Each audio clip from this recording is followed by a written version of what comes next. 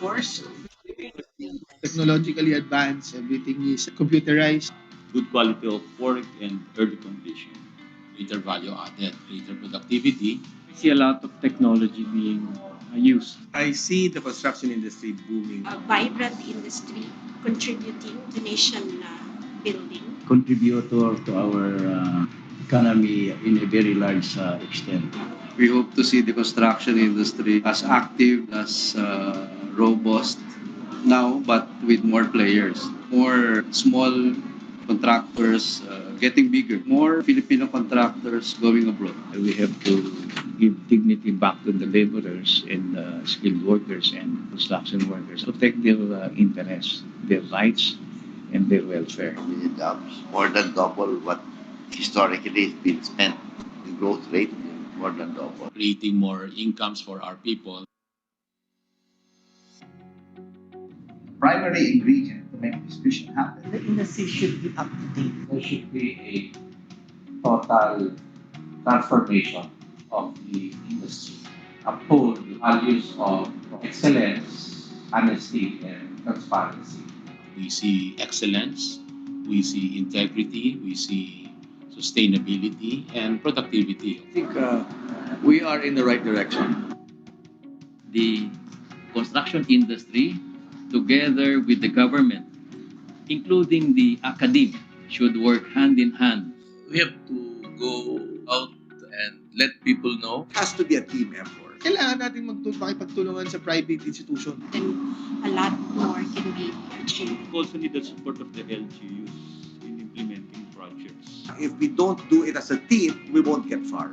We need to capacitate our existing construction industry workers and hopefully other Filipinos so they will be attracted to the industry. We also need to have strong government policies.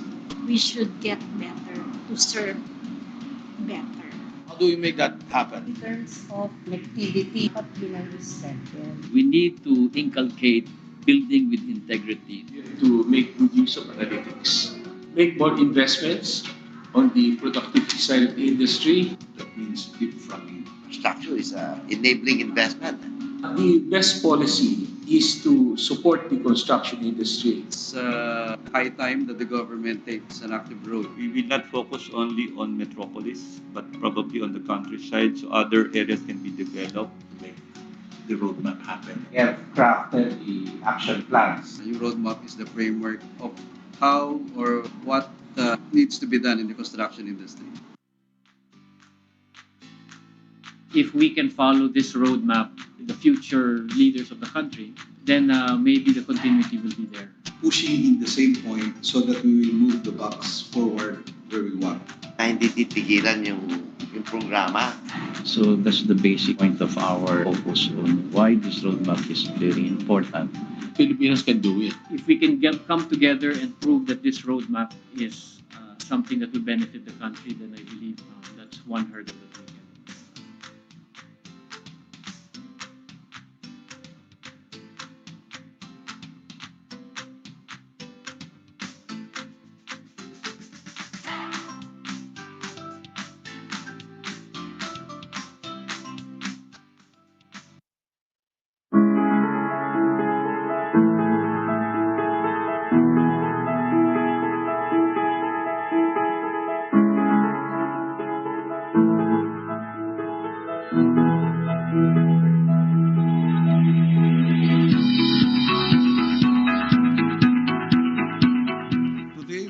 Brought together with our common passion, our common goal, which is to bring the Filipino people a better and stronger and more solid structure that will shape and improve the overall quality of our lives. Our commitment will manifest in every infrastructure we are yet to build.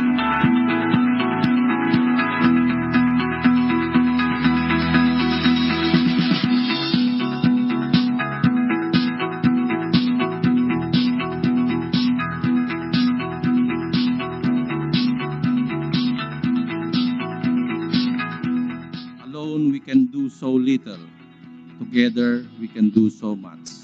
We have set our sights to a future, but like any built structure, our resolve and commitment to each other must be for long term and stand on strong foundations.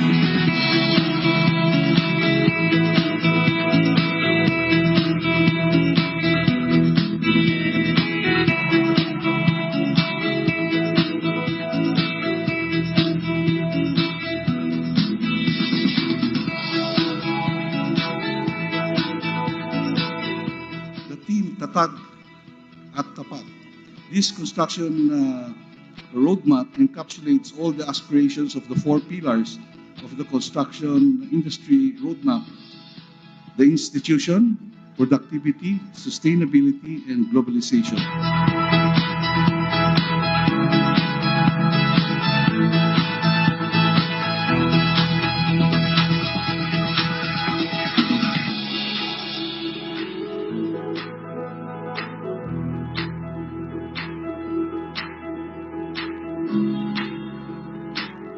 The question and the challenge always is to identify the roadblocks. Roadblocks are the ones that we have to take by heart on how we can solve and address those issues. Because unless we solve those issues, we can never move forward.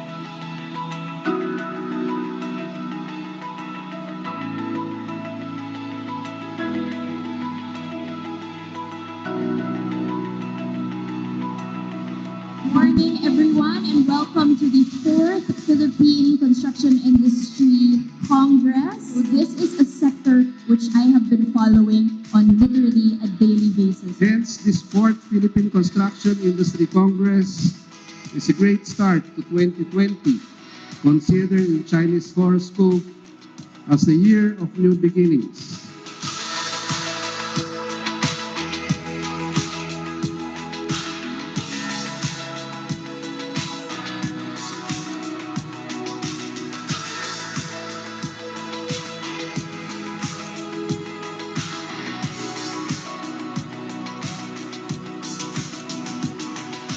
We can uplift the lives of the 5.9 million Filipinos by giving them decent jobs and employment in 2018. Imagine how much more of our countrymen we can help through a stronger Philippine construction industry by 2030.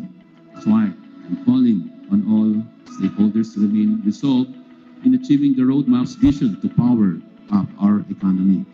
The mission is to transform the nation with builders who build with integrity.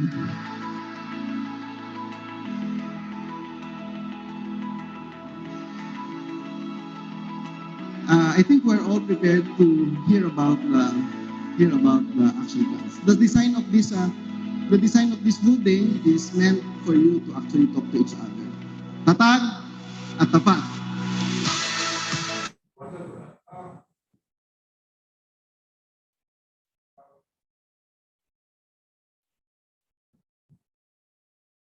Where this digitalization is also useless if we have a process that is still traditional and manual.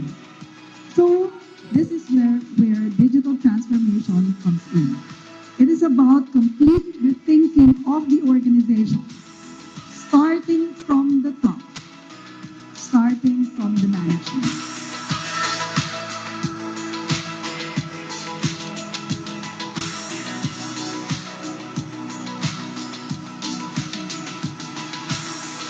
We should be able to proudly share with our children and grandchildren that we were part of the crafting and implementation of the Philippine Construction Roadmap 2020-2030.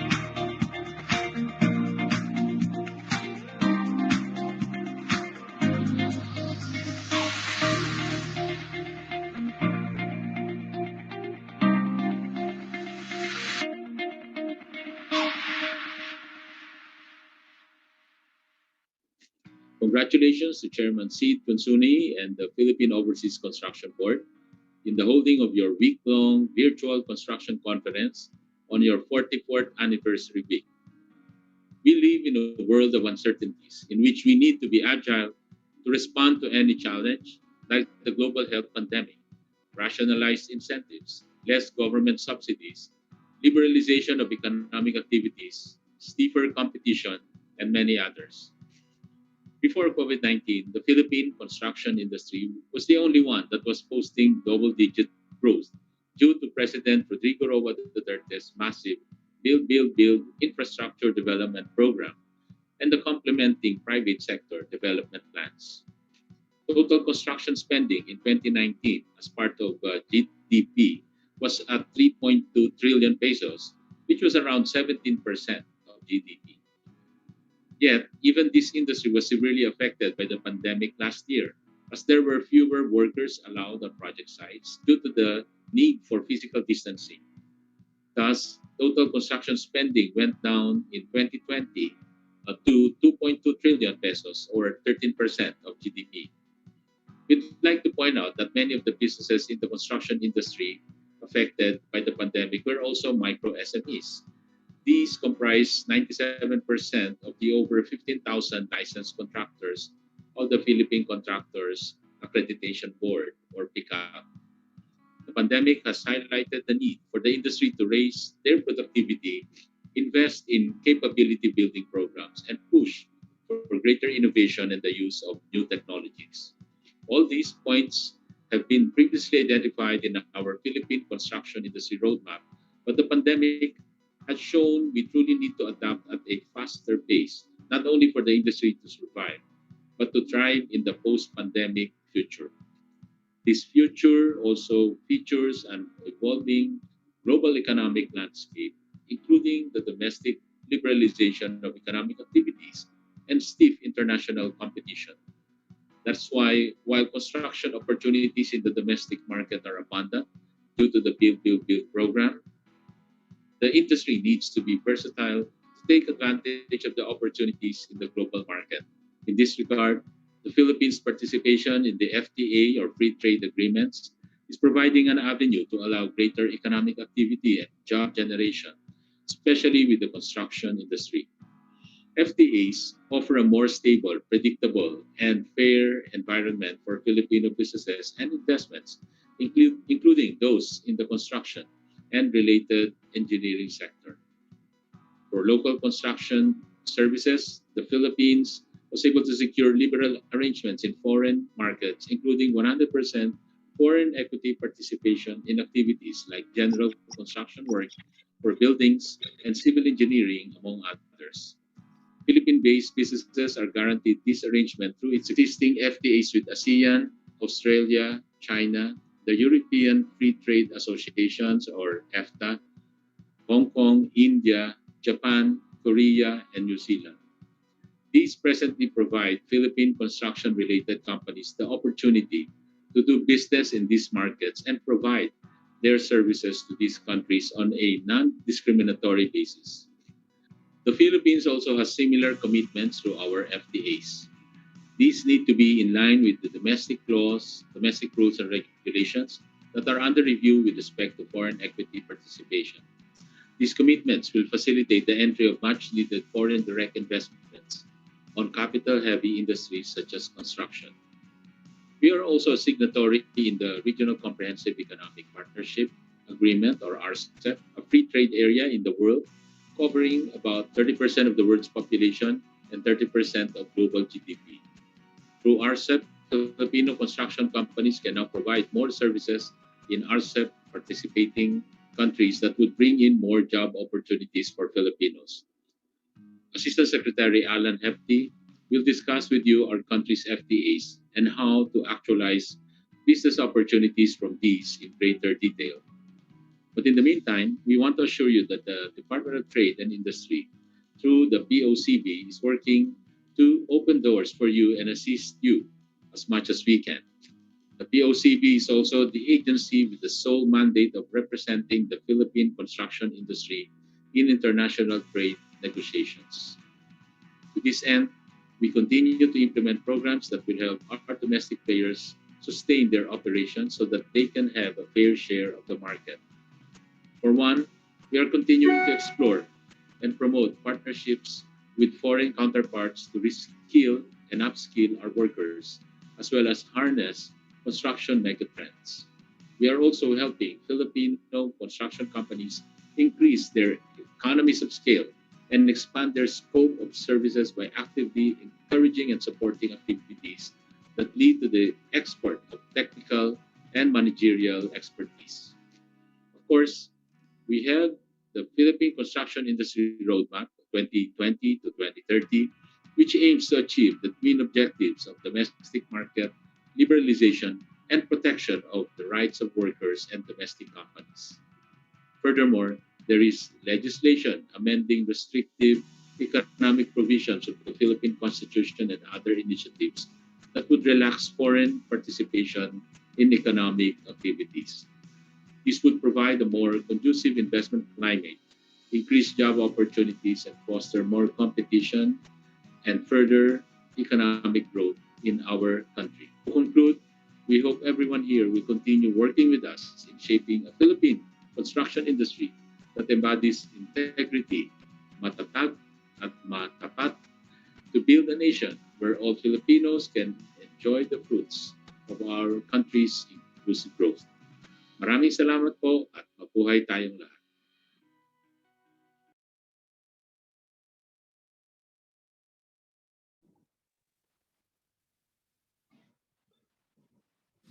Mga kababayan, ang pambansang awit ng Pilipinas.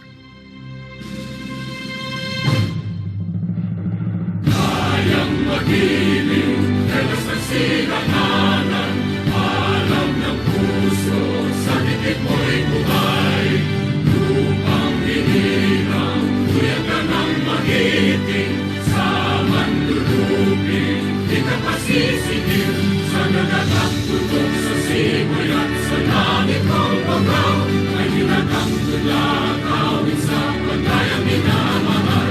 Ang isang ng matawad mo'y tagumpay na nagtitindig, ang bituin at araw niya kailan pa may di magtitindig.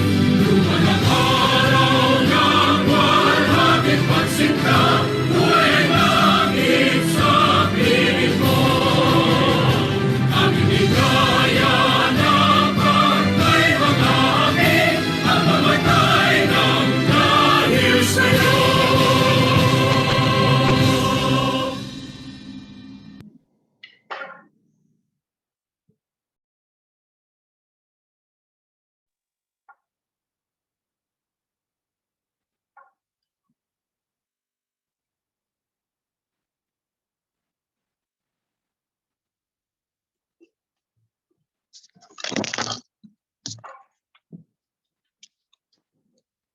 Good afternoon, distinguished guests, ladies and gentlemen.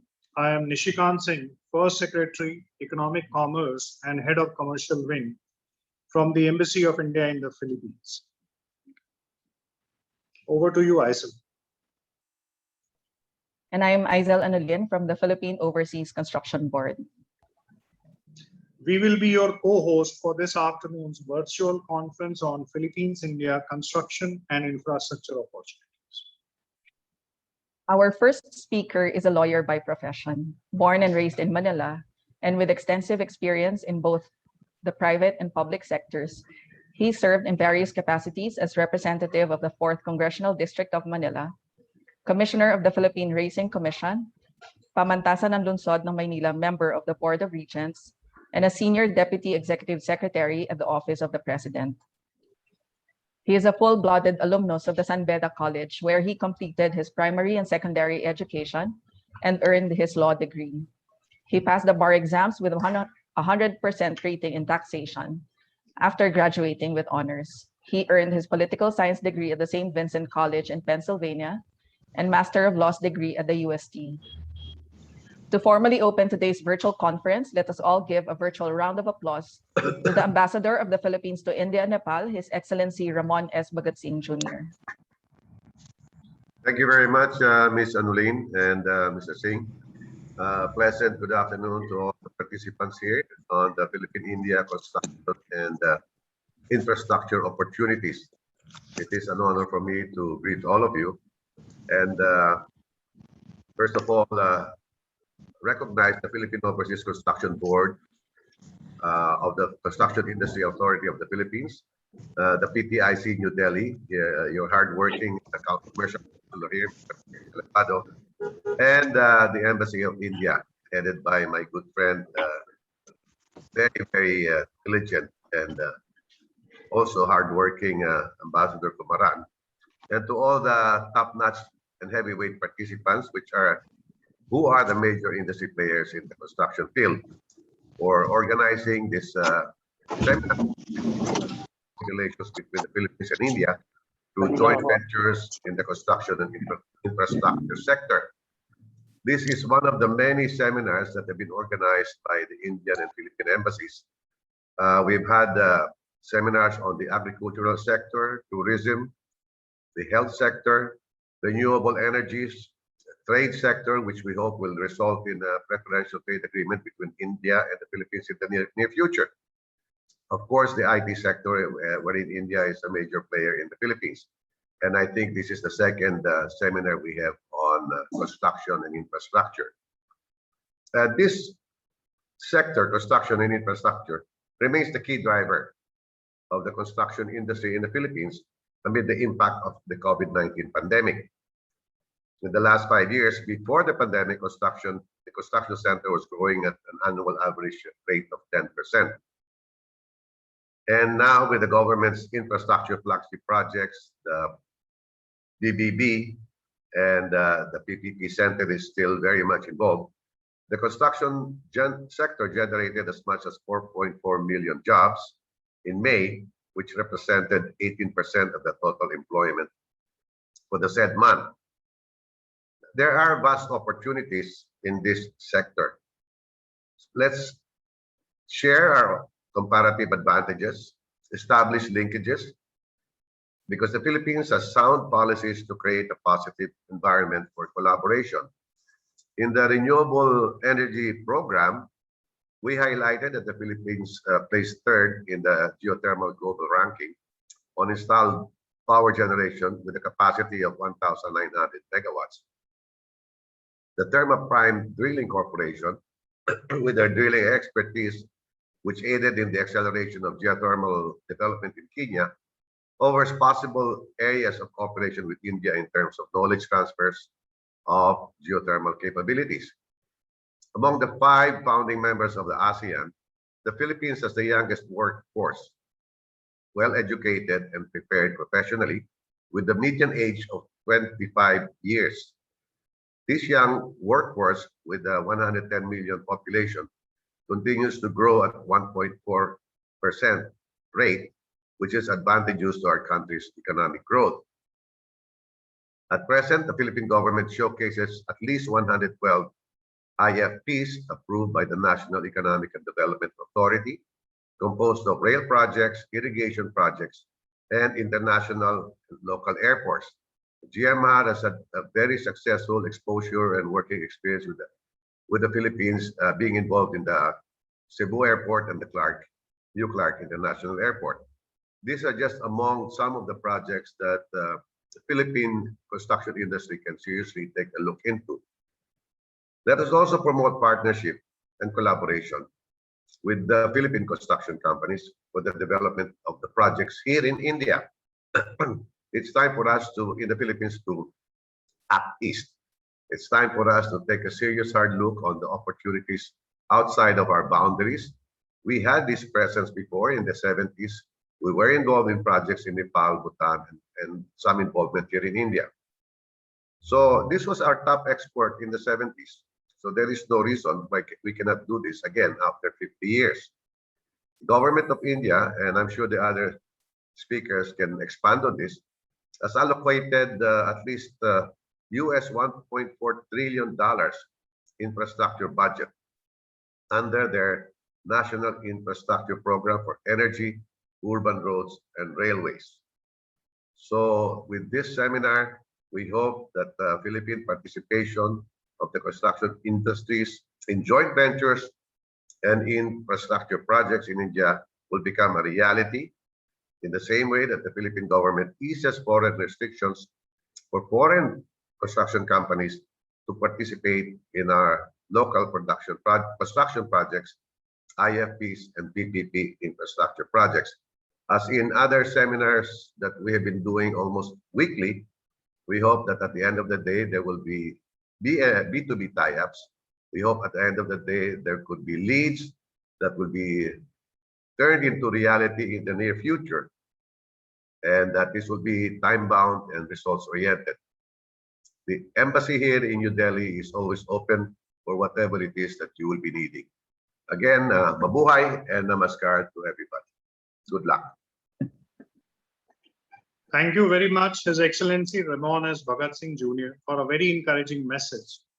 And to give us the first keynote address, let us welcome His Excellency Sambhu S. Kumaran, Ambassador of India to the Philippines.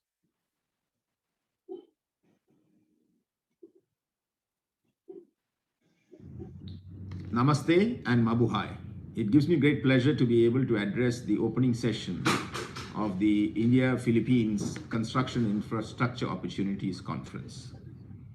I'd like to thank Secretary of the Department of Trade and Industry, His Excellency Ramon Lopez, for his address and his consistent and strong support for very strong partnership between India and the Philippines in economic and commercial terms. I'd also like to welcome Undersecretary Timothy Batan and Undersecretary Ireneo Vismonte of DTI to this event, and particularly like to also acknowledge my dear friend and colleague, the Ambassador of the Philippines to New Delhi, Ambassador Ramon Bhagat Singh, and all other participants, especially those from the private sector. It's a wonderful opportunity, a wonderful platform that has been laid out to have structured discussions on an area of great importance to India and the Philippines. Infrastructure in general has been a focus area of promotional activity in terms of our budding business partnership. We had a very successful infrastructure conference a few months ago. Several important projects came up for discussion, and it's very important that we have continued engagement through conferences such as this one to look at the projects in more granular detail. And I therefore welcome very much this initiative taken by DTI and the Philippines Embassy in Delhi, and the wide participation of companies from India and the Philippines show the deep interest that is there in both our countries to explore this opportunity. India and the Philippines have had a very strong and very dynamic relationship. In the past few years, we've seen greater political attention, and our political leadership is very keen to see that this relationship is elevated to a higher trajectory. The cultural and people-to-people relations are also developing very positively. But I do believe that the genuine driver of our partnership in the future will be our business and economic partnership. And given the need for considerable expansion in infrastructure investments in both countries, this conference is also a very timely and opportune one. Under President Duterte's Build program, there have been many projects that are open to foreign participation. And some Indian companies, especially I'd like to acknowledge the role of the GMR Group in terms of that very successfully concluded construction of the new Clark Airport project, and other companies that have been involved. There's been a beginning of an Indian interest in this sector, but it is far from the potential. Indian companies have acknowledged strengths in this area, and I'd like to invite them to look at the Philippines more actively. At the same time, the construction sector in India is developing extremely well, and I'm sure that several Philippines companies will be able to exploit some of the opportunities there. So this is genuinely a two-way street. I'd also like to highlight the potential for companies to look at sourcing various items that are essential to the construction industry. India in particular offers a very good quality and very affordable set of options for construction companies. In particular, I think there have been a range of new items that have come into play in terms of Indian production capacities. as the Indian economy grows in scale and sophistication, I would invite Philippines companies to look more actively at sourcing some of the material and services from their Indian counterparts. It is really a very positive background for this entire engagement, and I wish today's conference all success, and I thank all of you for your attention. Thank you. Thank you very much, Ambassador Comaran. Before we move on to our next keynote speaker, we would like to acknowledge the presence of senior officials of the Construction Industry Authority of the Philippines. The alternate chairperson, Undersecretary Ireneo Vismonte, Supervising Assistant Secretary Noel Patrick Prudente, POCB Board Member Mike Reyes, POCB Board Member Paki Gonzalez, POCB Board Member Oscar Mercado, PCA President Will Decena, PCA Executive Director Barry Paulino, the Commercial Counselor at the Philippine Trade and Investment Center in India, Commercial Counselor Buster Elevado, and last but not the least, the Executive Director and concurrent OIC Director of the Construction Industry Authority of the Philippines, Executive Director Doris Cacho. Our next speaker is the Department of Trade and Industry Chief of Staff and Undersecretary for Management Services. He supervises the Office of the DTI Secretary, attached agencies and corporations. He also serves as the Secretary's alternate representative to the Interagency Task Force on Emerging Infectious Diseases, or IATF, and the National Economic Development Authority Infrastructure Committee. He holds a Bachelor of Science degree in Agricultural Engineering from the University of the Philippines and a Diploma in General and Strategic Management from the Maastricht School of Management in the Netherlands. Known to be an ingenious and firm leader, he makes sure that the DTI innovates with the times to best deliver its brand of serbisyong higit pa sa inaasahan. Without much ado, ladies and gentlemen, I have the honor to present to you our next keynote speaker and Secretary Ramon Lopez's alternate as chairperson of the Construction Industry Authority of the Philippines, Undersecretary Ireneo Vismonte. Thank you, Aisel. To Ambassador Ramon S. Pagatsing Jr., Ambassador Shambu S. Comaran, Undersecretary Timothy John Batan, Chairman Isidro A. Consunji, Mr. Arun Garodia, Mr. Perna Soni, Attorney Maria Lerma Advincula, Engineer Alex G. Bote, infrastructure and construction industry players and stakeholders of Philippines and India. Ladies and gentlemen, a pleasant afternoon. Namaste. On behalf of the Chairman of the Construction Industry Authority of the Philippines, DTI Secretary Ramon M. Lopez, allow me to congratulate the Philippine Overseas Construction Board, the Philippine Trade and Investment Center in New Delhi, and the Embassy of India in the Philippines for organizing this virtual roundtable meeting. The Philippine construction industry welcomes the participation of industry players and stakeholders from India in this afternoon's virtual session. Diplomatic relations between India and the Philippines can be traced back in 1949, supported with a Treaty of Friendship signed in July 1953 to strengthen friendly relations between our two countries. Bilateral relations continue and was further improved with the signing of the trade agreement called Indian-Filipino Relations on May 29, 1979. Since 1995, following the first Philippine trade mission to India, a joint working group and a joint business council were set up to assess and identify potentials for trade in new areas for collaboration. During the 13th Philippines-India Joint Working Group on Trade and Investments held on 17 September 2020, the Philippines and India agreed to consider forging a bilateral preferential trade agreement, or PTA, and take advantage of the huge untapped potential for a strategic partnership between our countries. Undersecretary Seferino S. Rodolfo and Joint Secretary of the Ministry of Commerce of India, Anand Swarup, both shared views on the need to further discuss trade and investments with only about 0.3% to 1% total shared by the Philippines to India at that time. We must capitalize and complement on each other's strengths and resources, specifically in the fields of infrastructure and construction and related engineering services. The business conference on India-Philippines infrastructure cooperation held on 18 February 2021 highlighted the need to explore closer collaboration in the construction and infrastructure sector, which is a sector of great mutual interest. The Philippines will serve as a gateway for India to participate in and take advantage of the enormous prospects of the largest trading bloc, that is the regional comprehensive economic partnership economies.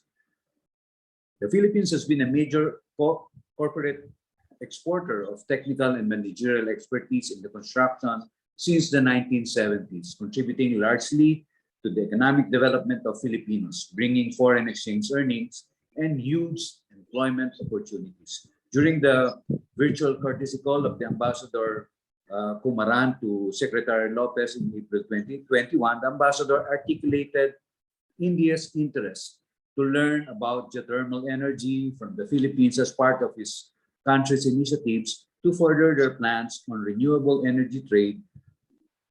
Then, we reiterate our strong interest to collaborate with you in this regard.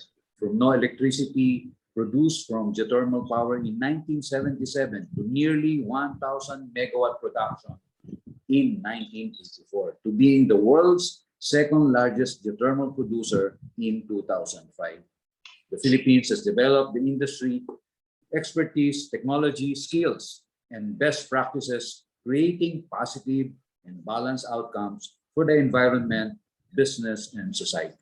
As of 2018, the Philippines ranked third leading country in the world in geothermal capabilities. We are home to major geothermal power plants, including Macban Geothermal Complex and the Tiwi Geothermal Complex. Geothermal power plants developed in Papua New Guinea, Kenya, and various parts of the country is testament to the drilling expertise, skill, and best practices of our major players, Thermaprime Drilling Corporation. With the Philippine economy, while the Philippine economy is still in a recession, the trajectory of recovery is clearly pointed upwards, coming from a deepest economic dive in history at negative 17% in the second quarter last year at the height of COVID-19 and the consequent lockdowns and quarantine classification. We are just at negative 4.2% in the first quarter of this year compared to the first quarter of last year. A major contributor for this is the government's massive 26% year-on-year growth in infrastructure spending in the first quarter of this year, providing one of the highest employment opportunities for Filipinos amidst anemic growth in many industries. We are very optimistic that we will recover and bounce back even stronger from this recession, mainly because these signs of recovery are still, for the large part, government-driven. Before the end of President Rodrigo Duterte's term in June 2020, the government expects completion of 24 infrastructure flagship projects worth 194.78 billion pesos, generating more than 300,000 jobs by 2022. Private sector construction is still in a wait-and-see mode and has been a double-digit negative growth in last 5 quarters. We are confident that we will see significant sudden spikes in construction activities once the private sector has fully readjusted and resumed with their construction projects, following the massive programs of vaccination, full reopening of public transport, and the overall full swing of the economy that will induce large amounts of demand for construction way higher than the pre-pandemic levels. The construction industry is one of the highest per unit investment generator of direct and indirect employment, producing close to 4,000 jobs per 1 billion peso of investment. It is in the best position to pull the rest of its supplier industries forward, as well as continuously provide for its customer sectors. It It has deep backward linkages as a key client to over 60 industry sectors, such as the non-metallic mineral products and the manufacture of iron, steel, rubber, and plastics. The companies may wish to consider investing in the manufacture of these construction materials and equipment in the Philippines. It has strong forward linkages, being the top 10 supplier of intermediate inputs to over 20 key industry sectors involving real estate, education, mining, public utilities, transport, manufacturing, and communication. And so I am also inviting you to invest in the business of construction and related engineering services.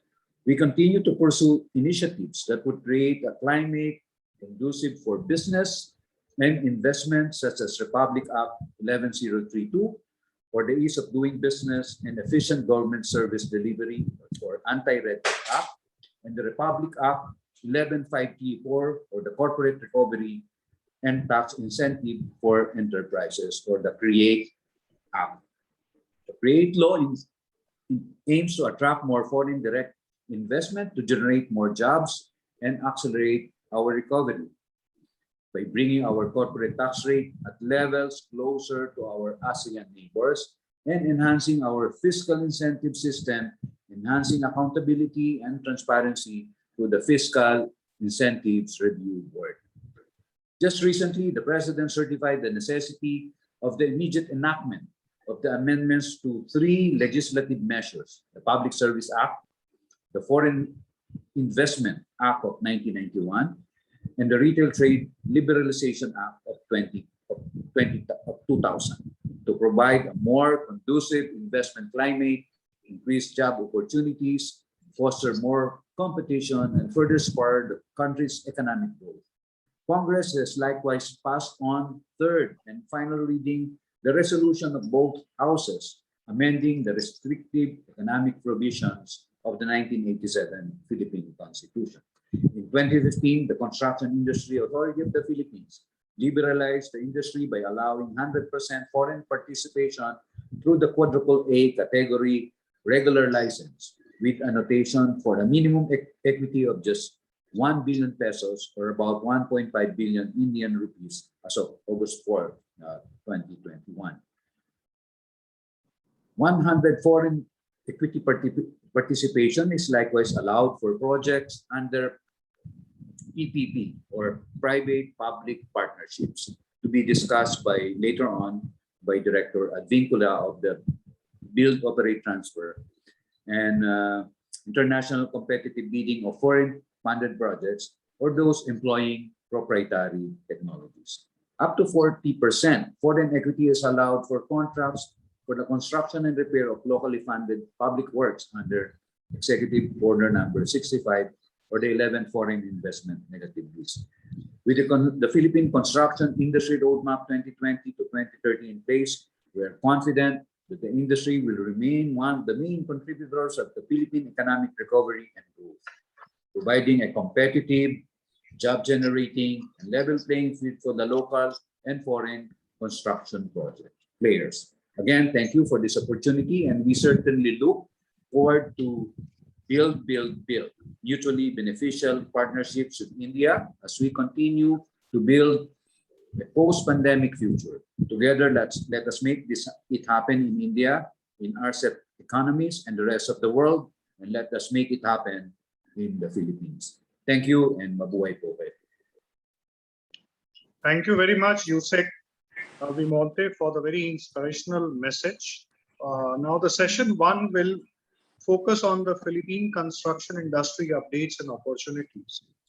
Our first speaker is Attorney Maria Lerma L. Advincula, Director, Project Development Service, PPP Center. Over to you, Attorney.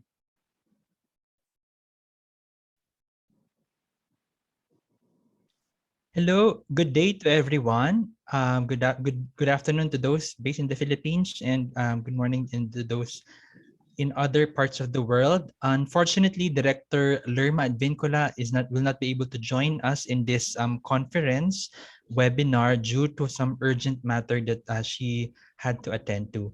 My name is Director J.D. Zafe from the Public-Private Partnership Center of the Philippines, or PPP Center.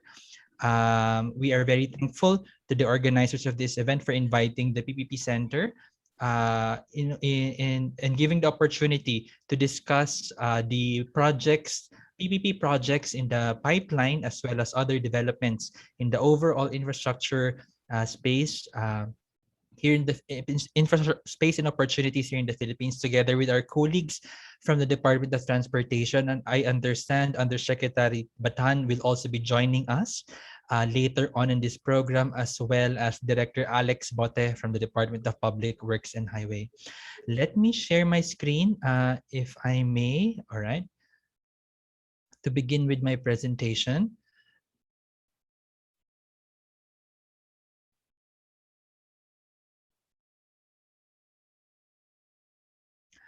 All right, Ms. Jessica, is the screen visible right now, and is the audio clear? There. Should I proceed? Yes, it's clear. All right, thank you. I am here to introduce the Philippine PPP program, or reintroduce the Philippine PPP program to those who are already familiar. And we are from the Public-Private Partnership Center of the Philippines, the main facilitating implementing agency arm of the government for private sector participation through PPPs in the Philippines. As highlighted by Undersecretary Vismonte, the infrastructure is one of the main recovery plans for economic recovery and resiliency. Infrastructure development implemented via sound fiscal policies and governance framework are one of the main grounds and basis for economic recovery and resilience in the Philippines. Here in the Philippines, in general, we can group together public infrastructure development in terms of financing. One is from government financing, or coming from the general appropriations or corporate funds of the government. Next is through our ODAs, or official development assistance, coming from other jurisdictions, or foreign and local loans. And lastly, private sector financing through public-private partnership. All of these infrastructure financing framework form together the infrastructure development plan that is identified as one of the key important policy actions named under the Philippine Development Plan in order to achieve the economic recovery and resiliency. And PPP, as one of the infrastructure development mechanism for economic resiliency, has being identified as such. The PPP Center is facilitating the expansion of the use of PPPs, not just by the traditional infrastructure such as roads and airport, as well as other critical infrastructure and development projects here in the Philippines, which I will be discussing later on. Just a brief discussion on what the PPP Center is, or our government agency. As mentioned, we facilitate the implementation of the country's PPP program through three main core pillars. One is on policy, advocating and establishing a more conducive environment, enabling environment for investment in PPP project. Next is capacity building, building up and bulking up the capacity of the implementing agencies, both at the national level, including the DOTR and DPWH, as well as the local level, the various provinces and municipalities and cities, and other government instrumentalities in the Philippines. And lastly, where I am a part of, which is Project Development Service, we want the third pillar is projects, or provide technical assistance in the development and implementation of PPP projects in the Philippines. Through the PPP Center, through the efforts of the PPP Center as well as the other partner implementing agencies, we are able to push for identified PPP projects where private sector can be a partner of the implementing agencies in bringing the service through infrastructure facilities here in the Philippines. Actually, as part of the project pillar of the PPP program, we have a platform for project development and transaction advisory. This is called PDMF, and there are actually a handful already of local of Indian or consulting firms based in India that have been a partner of the government in developing the project studies and the bidding documents and transaction advisors for this, to name a few: CRISIL, Deloitte India, and other members of the consulting panel of the Philippine government for PPP projects under the PDMF. So we hope to really expand the partnership between the Philippines and the Indian government, as well as the companies, both in the construction contractor arm, as well as in the consulting or project development side, in order to really help us in bringing further the aspirations for PPP project. Some trends that we have observed here in the Philippines in terms of infrastructure development is going on to the regional equity. That is promoting and implementing local and regional PPP projects, not just or in addition to those investments geared or located in our capital region, which is Metro Manila, here in the general area in Luzon. The expansion of infrastructure and project development through PPPs directed towards the other regions is part of the local PPP strategy of the PPP Center, complementing the various updates in the policies and directions of the national government and the current administration, as well as the recent Philippine Supreme Court ruling expanding the allocation of funds coming from the national government to the local government units, and with that, expanding the support given to the local government units as well as other local implementing agencies in developing their infrastructure projects, priority infrastructure projects. So that's one of the key trends. And some of the local implementing agencies includes water districts, special economic zones, such as the one in Clark, local government units and subnational government agencies, as well as state universities and colleges. This is a snapshot of the PPP program in terms of we have 184 awarded projects currently being in various stages of construction and implementation, being monitored by the PPP Center as well as the various government implementing agencies, amounting to $27.2 billion US. And in terms of the upcoming projects or projects in the pipeline, we also have a handful of exciting and really critically needed infrastructure PPP projects amounting to around $149.3 billion US, which I will be discussing in the next few slides. In terms of the pipeline of projects, a bulk of the upcoming projects under development, approval, and bidding are still in the tradition, what we call traditional or core infrastructure sectors where PPPs are usually utilized, and that is in the transportation sector, in airport, road, rail, and port and terminal. However, we've seen as well a handful of projects in other sectors outside transportation.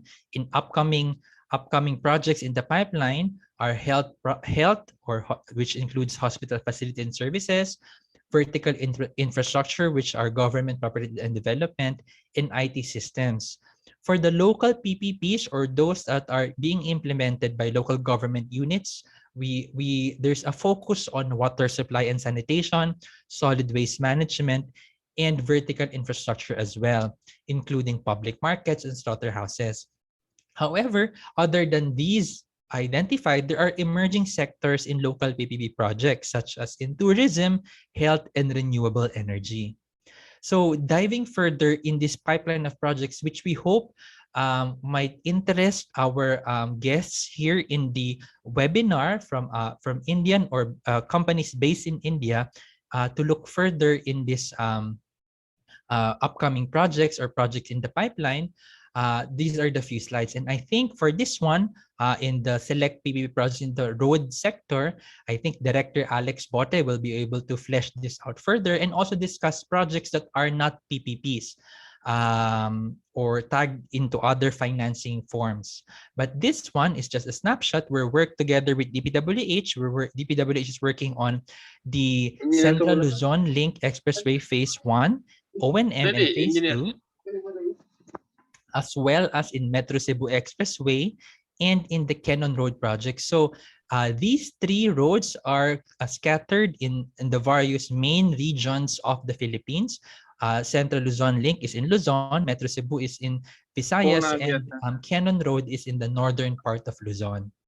All these projects are under development and soon will be submitted for approval, then will be tendered out in the next coming quarters, hopefully next year. As I mentioned, in the health sector, the Philippine government is also building up developing PPP projects in the health sector, including a general hospital, as a specific type of hospital, which is the Cancer Center project, as well as hemodialysis or renal center building projects, also in various public hospitals of the government. The government is also through the economic zones and tourism zones are using or utilizing PPPs or some form of private sector participation in the property development sector to utilize the existing lots of the Philippine government. This one in UP Los Baños Agro-Industrial Information and Technology Parks, the implementing agency is one of the premier state universities in the Philippines, UP. This is under development. NEDA sa Makati Property Redevelopment Project, and one of the tourism project is the Rizal Park Western Section Development Project in Luzon. And the implementing agency for this one is the Tourism Infrastructure and Enterprise Zone Authority. One of the critical infrastructure sectors as well is water and sanitation. And this is the focus of the various local government units that the PPP Center is assisting with in these various projects. Or mock water supply system. This one is already for approval, and we hope to publish the invitation to bid sometime in Q4 of the year, as well as Bislig bulk water supply septage. San Pablo City water septage is already ongoing, the ongoing procurement, and Bagao water supply project is awaiting final approval from the approving body. A few more projects in the tourism sector once the restrictions and the lockdowns or the implementation of travel bubbles are already in its full gear. We hope the tourism arm of the Philippine government hopes to ready the various infrastructure and development projects in the tourism sector. One of the key tourism government arms is what we call TIEZA, or the Tourism Infrastructure and Enterprise Zone Authority. And TIEZA is developing projects in the Balikasag Island Dive Resort, the Club Intramuros here in Metro Manila, as well as another project in Clark, which is the Clark Tourism Enterprise Zone Authority. And as well as in vertical infrastructure, agriculture and food security, more and more we see the province and the cities are utilizing PPPs or finding partners for joint venture projects in the development of their enterprise facilities, such as public markets and slaughterhouse, as mentioned here in Iloilo City, which is one of the major urban cities in the middle section of the Philippines, which is called Visayas. So that is a snapshot of the pipeline of projects here in the of the Philippine PPP program. we do hope that we continue hearing interest from companies in India as well, or Indian companies, just like what the successful partnership of GMR in the critical airport projects that are already under the implementation phase. What I will be sharing here in our group chat box are links to the brochure, to the further information about the pipeline projects here in the Philippines, which you can peruse later on after the program. All right, I think that's it. Back to our host. Thank you, Director JD Zafe. Our next speaker has been with the Department of Transportation, working on various maritime, airport development, port modernization, and mass transit projects prior to his appointment as Assistant Secretary for Railways in 2017, and then as Undersecretary for Railways in 2018. He is a legal management and Juris Doctor degree with honors graduate from the Ateneo de Manila University. He currently leads the DOTR railway sector in fulfilling the build, build, build promise of a more comfortable life, commuting, and mass transport experience for the Filipinos. Ladies and gentlemen, please welcome Undersecretary TJ Batan. Yes, thank you very much, and good afternoon. Okay, can I share my screen for the presentation, please? Yes, sir.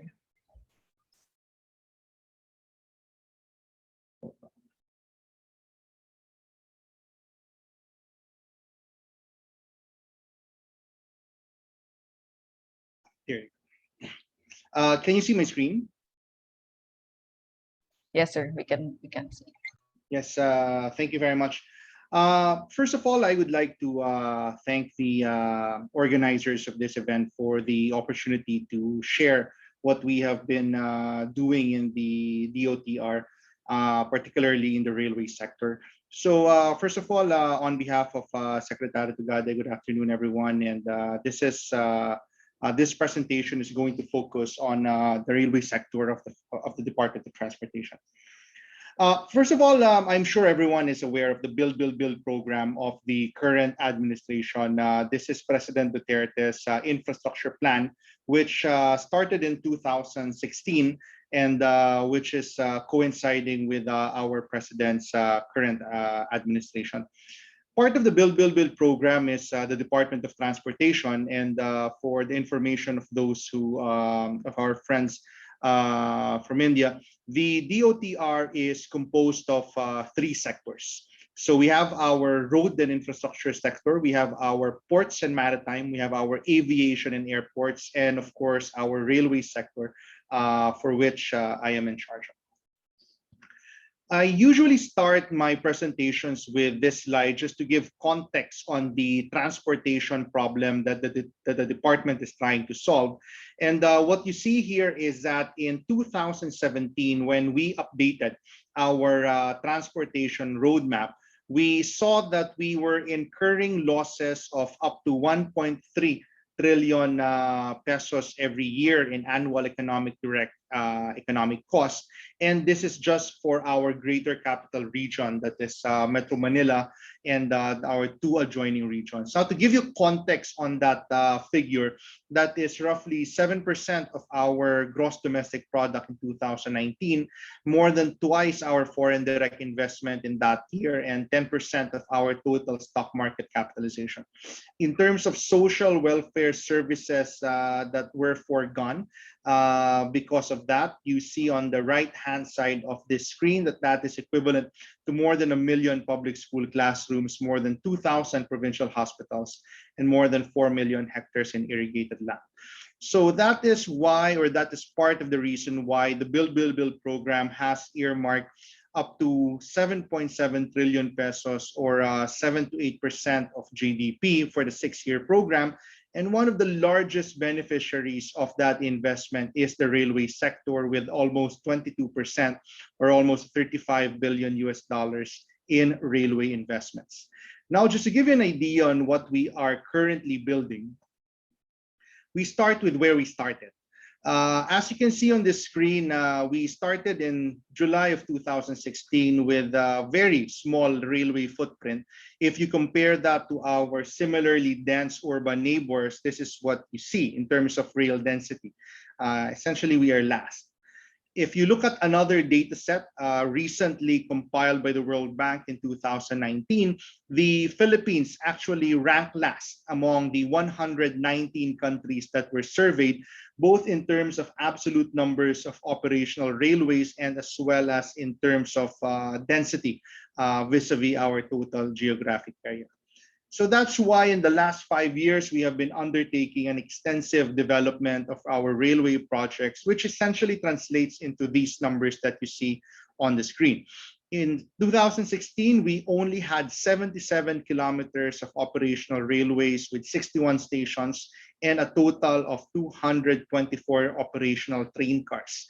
By 2022, we are on track to having more than 1,200 kilometers of railways, more than 160 stations, and more than 1,300 train cars with investment approval, with financing, with awarded contracts, and with ongoing construction activities. Now, they say that investment approval is just paper unless you have the money to back it up. And that's why we present the current funding mix for our program.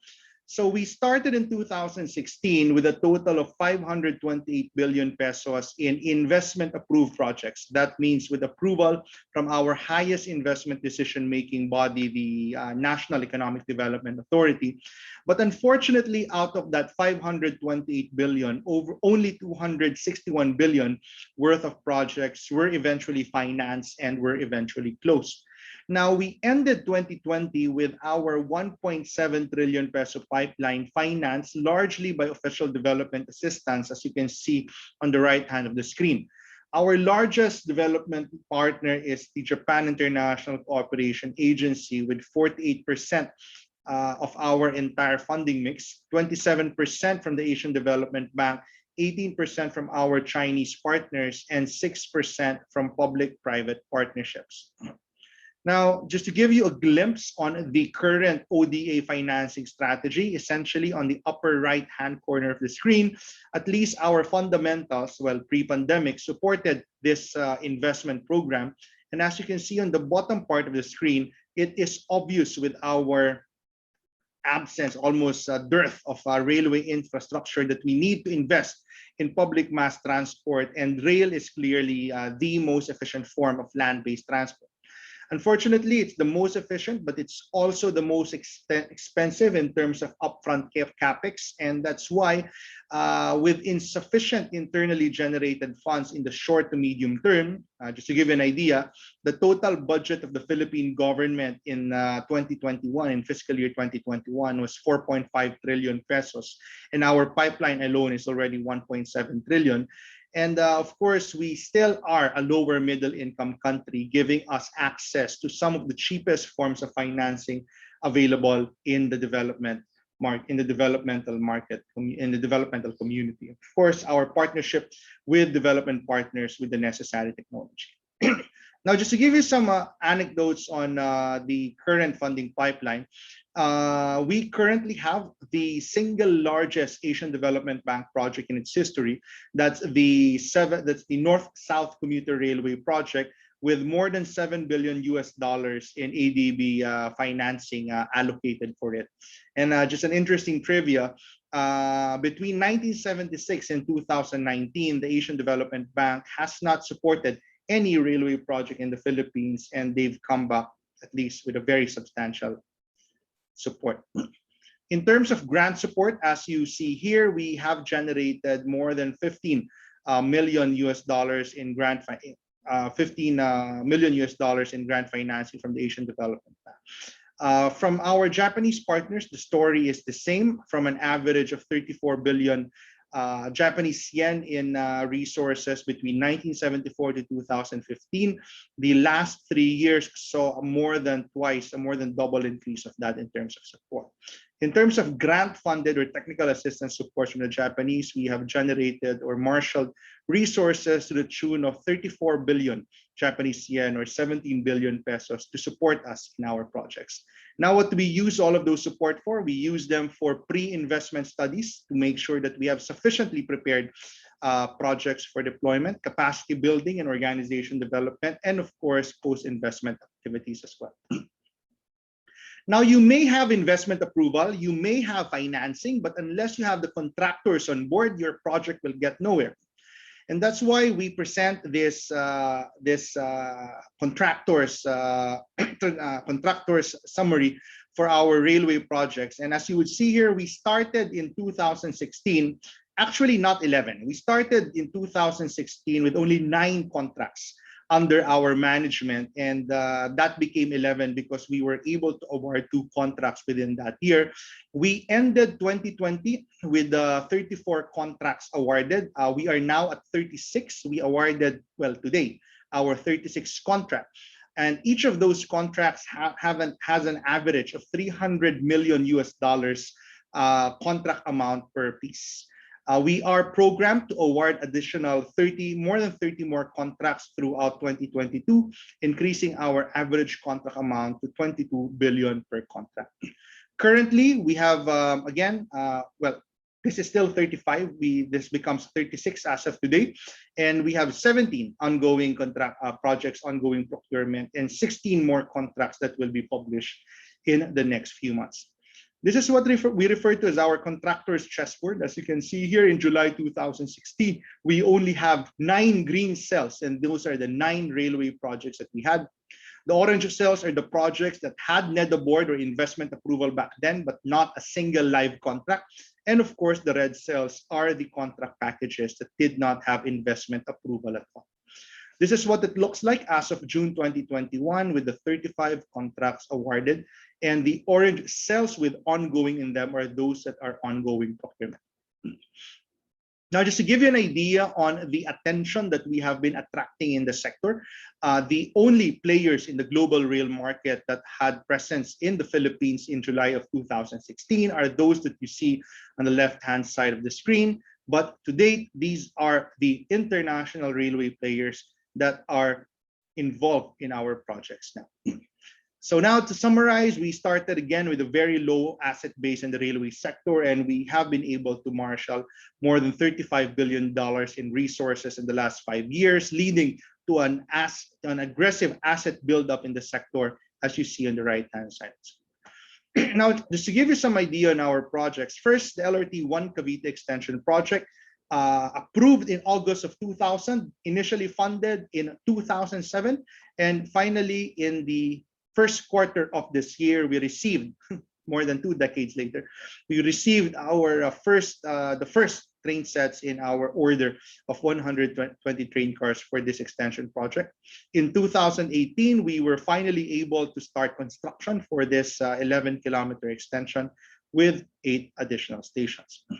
As you can see here, this is a fairly advanced project with almost all of our contracts awarded and only some depot equipment still pending award within this month. LRT2 East Extension was first identified as a project in 1999. We inaugurated and started operations of this last month in the first week of July, together with no less than our President Duterte. LRT2 West Extension, first identified in 1973. So this one is a fairly young project. We have only awarded our consultancy, and we have yet to tender our design build contract for our civil works and systems packages. The MRT3 rehabilitation project is not a build project. So this essentially aims to fix our, a line that essentially got dilapidated in the within the last decade. And just for quick reference, in 2012, this line was able to carry more than 600,000 passengers per day. But unfortunately, due to poor maintenance practices, this went down to less than 250,000 by 2018. So operational trains went down to as low as 6 from the usual 22. And in terms of unloading or breakdown incidents, it was as high as 45 per month from 2016 to 2017. So fortunately, this line is about to be fully rehabilitated. We will finish rehabilitating this line by December of 2021.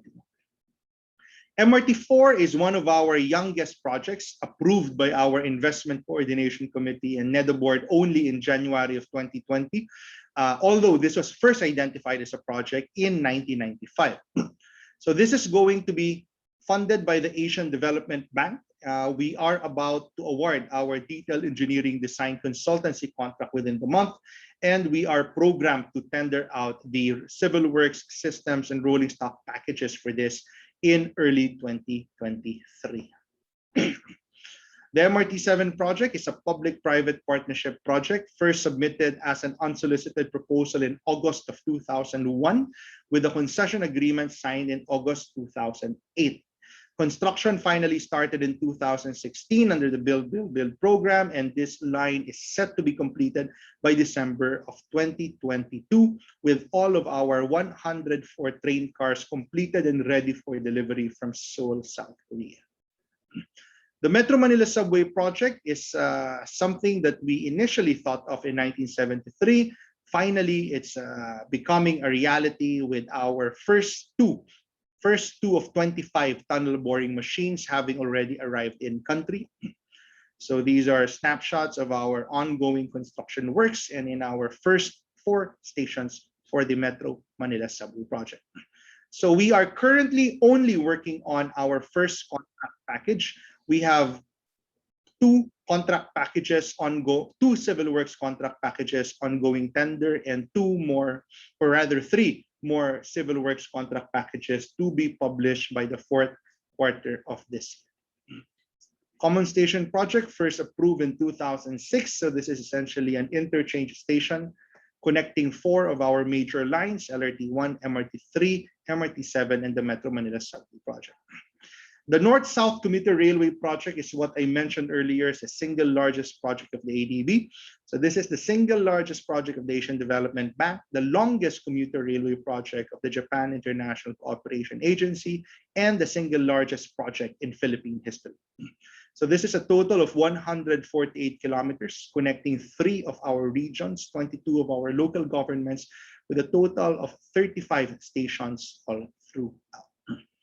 Phase 1 was first envisioned in 1994 as the North Rail project, is under full swing construction and will be completed by 2024 and partially operational by 2023.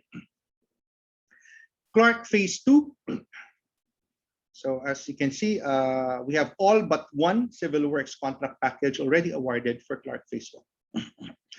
Clark Phase 2 is the additional 53 kilometers that is going to connect Clark Phase 1, or going to connect Manila to the Clark International Airport. We have awarded all of our civil works contract packages, all 5 of our civil works contract packages as of December of 2020. We are currently in the middle of ramp-up mobilization, and we expect to complete and fully operationalize this line by 2024. As you can see, all civil works contracts have been awarded as of 2020. And PNR Calamba is the 3rd leg of this North-South Commuter Railway project. Essentially, we had bid submission for 6 out of 9 of our contract packages 2 weeks ago. We saw a record turnout of 34 bids submitted for 6 contracts, coming from 16, or rather 17 international companies, 6 local companies from a total of 8 countries participating in this tender. We have 3 more contract packages, civil works contract packages, scheduled for bid submission in the next 2 months, completing our collection of contractors for this 53 kilometers extension to the south of the North-South Commuter Rail. Our rolling stock contract has been, it's already ongoing bid evaluation, and our electromechanical systems and airport express trains will have their bid submission in a few weeks. Now, going outside our capital, this is the overall picture of a network of railways that we are developing in the island group of Luzon. The first part being the Subic-Clark Railway, which is intended to connect 2 of our major transportation assets. One is the Subic Bay Freeport to the west and the Clark International Airport to the east, creating a logistics corridor that is hoping to position itself as an industrial hub in the region with the connection of these three assets from the maritime, aviation, and the railway sectors. So we awarded our Subic Clark Railway project contract to our Chinese contractor in January of 2021, and currently we are ongoing advanced works in parallel with negotiations for our China loan. Now, the PNR Bicol is a 600-kilometer project with 4 civil works contract packages. Procurement for the first 300-kilometer segment is ongoing. We're already ongoing bid evaluation. We closed the tender for this last July, and we expect to award this first contract package by the end of this month. So again, as you can see, the 4 civil works packages, the 2 rolling stock packages. And of course, in Mindanao, we have our overall 1,500-kilometer master plan for the Mindanao Railway System, out of which the first phase, the first 100 kilometers, is currently being developed and will start procurement within this quarter. Now, just a quick comment on how to participate. Really, the answer depends on how it's financed. For our JICA and China-funded projects, the lead has to either be a Japanese or a Chinese firm. There is a Japanese content required, 30% for JICA, 25% for China, with requirements to become a joint venture member or a subcontractor, as you may discuss with the lead contractors. For the ADB-funded projects, any ADB member country, including India, can participate directly. There's no minimum content required.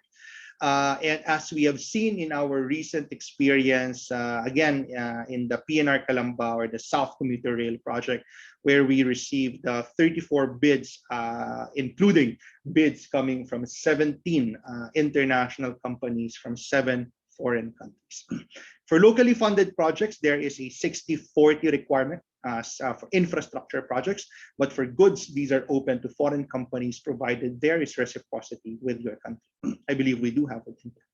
For public-private partnership projects, we, of course, defer contractor selection to the private proponent. And for operations and maintenance, there is a Filipino nationality requirement. And that is notable because we are going to tender 2 O&M operating concessions, 1 for the Metro Manila Subway project and 2 for the North-South Commuter Railway, starting in the first quarter of next year.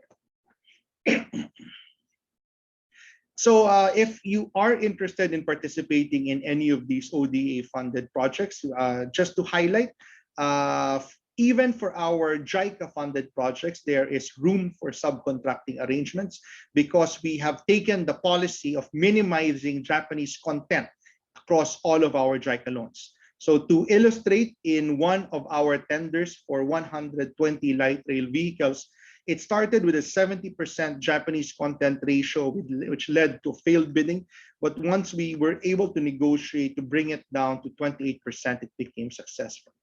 Our co-financing strategy with the Asian Development Bank and JICA for the North-South Commuter Rail is also the product of our efforts to minimize content requirements and maximize openness of competition. So what we did here is essentially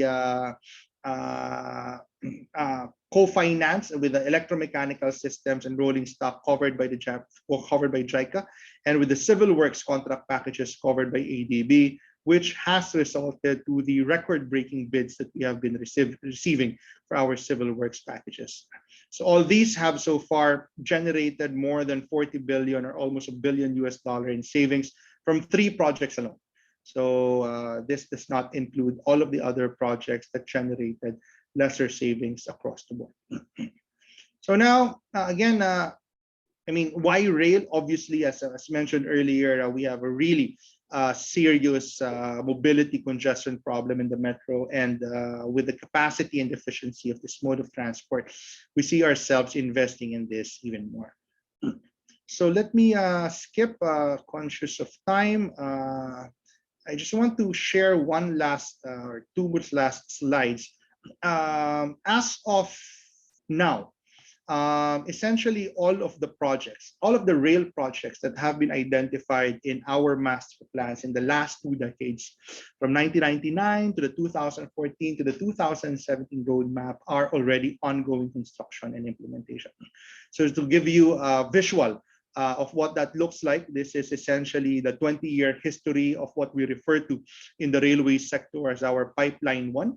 And we call that as Pipeline 1 because big as our current pipeline of projects may be, based on our long-term plans and to catch up with our similarly dense urban neighbors, we project that we need 4 to 5 more similarly sized railway pipelines just to make up for all of the lost investment time that we have.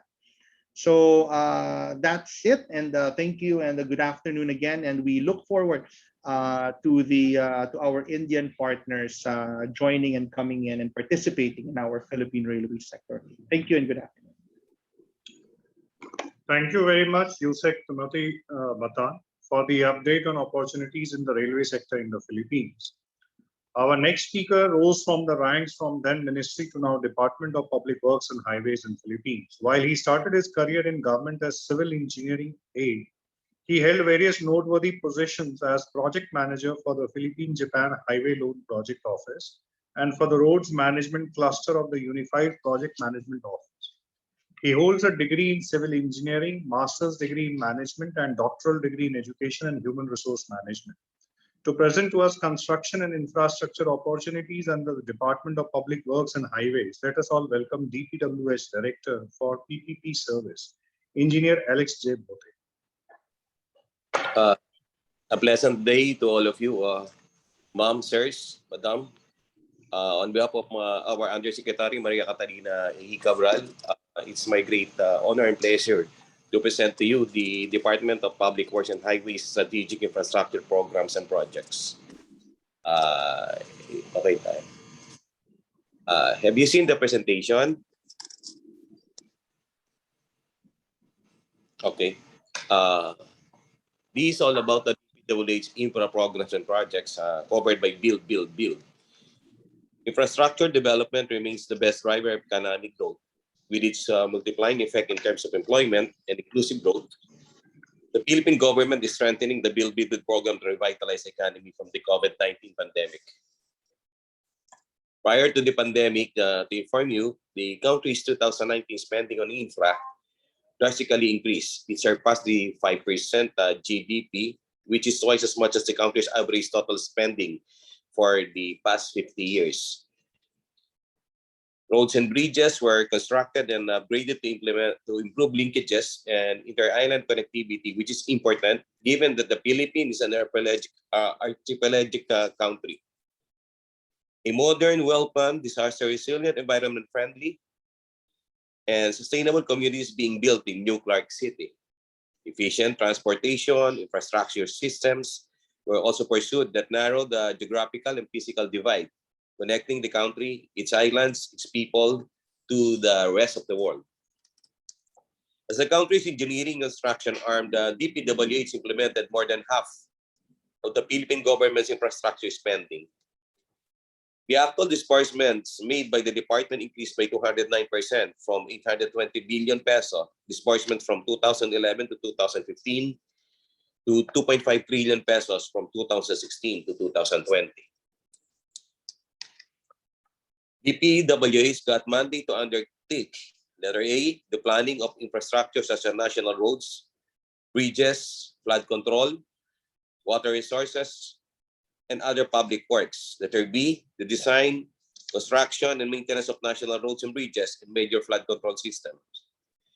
The Philippines has a total road length of 210,613 kilometers, of which 16% are classified as national roads.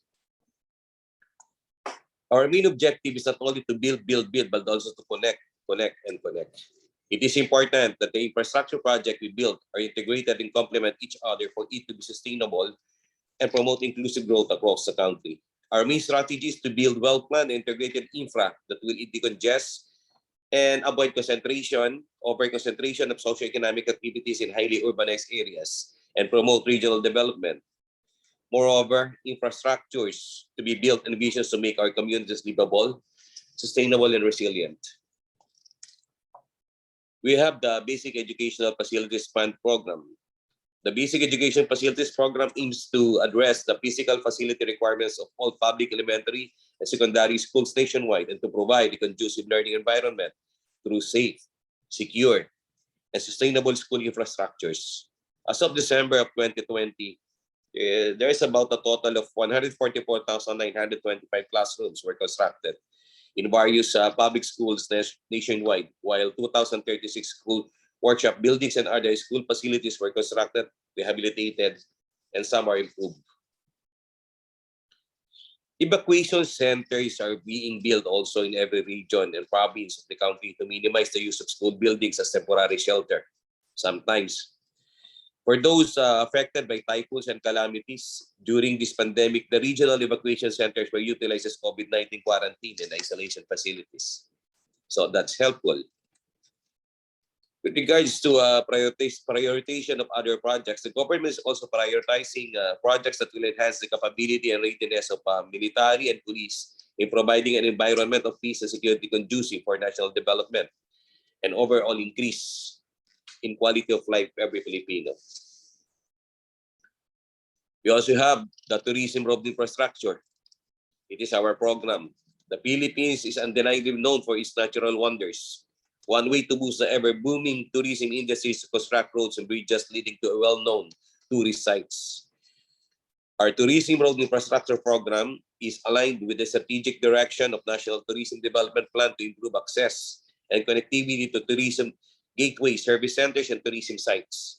As of December of 2020, around 2,192 kilometers of tourism roads completed. Roads leveraging linkages for industry and trade program. This aims to enhance road connectivity that links industry and trade development in priority economic and manufacturing zones in the country.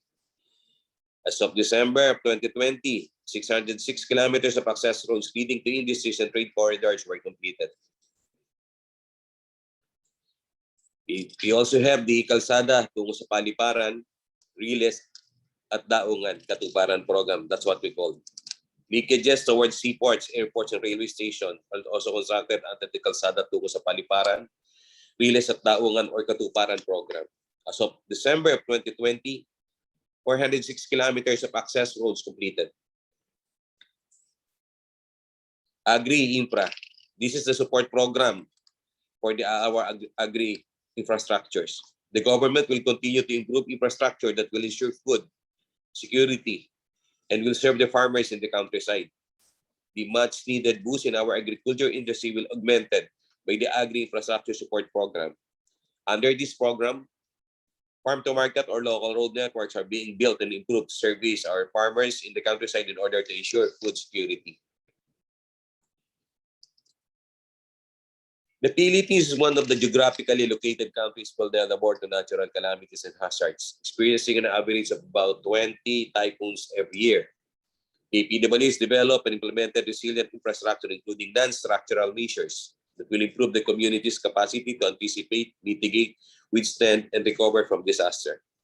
Because of the government's effort in making our communities livable, sustainable, and resilient, the Philippines improved its ranking in the World Risk Index. The country now ranks as the 9th riskiest country worldwide as a consequence of extreme weather events from being third from 2015 to 2018. According to the Global Risk Report, spending on disaster recovery is almost 9 times higher than on prevention. We also have the flood control program, and under this program, the department targets to complete the updating of flood control and drainage master plans. That's what we're doing now here in the department. And the feasibility studies of 18 major river basins and other critical principal rivers, including in cities and urban areas that are highly vulnerable to flooding situation.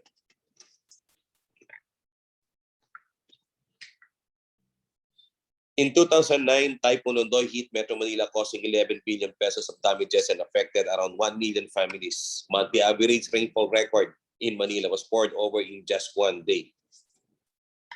In 2012, the Flood Management Master Plan for Metro Manila and surrounding areas was formulated to serve as the roadmap of the government in addressing flooding in Metro Manila and surrounding areas.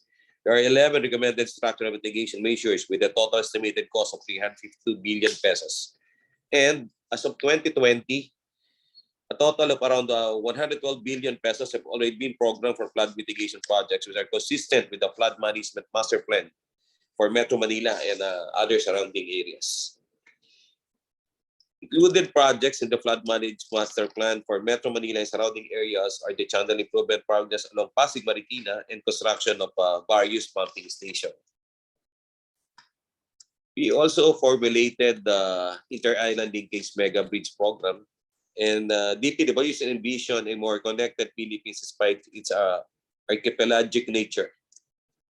The Inter-Island Linkage Program will provide linkages among various islands of the country through the construction of short and long-span bridges. We also have the Metro Manila Logistics Improvement Program. Involves the construction of new bridges crossing Pasig River, Marikina River, and Mangahang Floodway.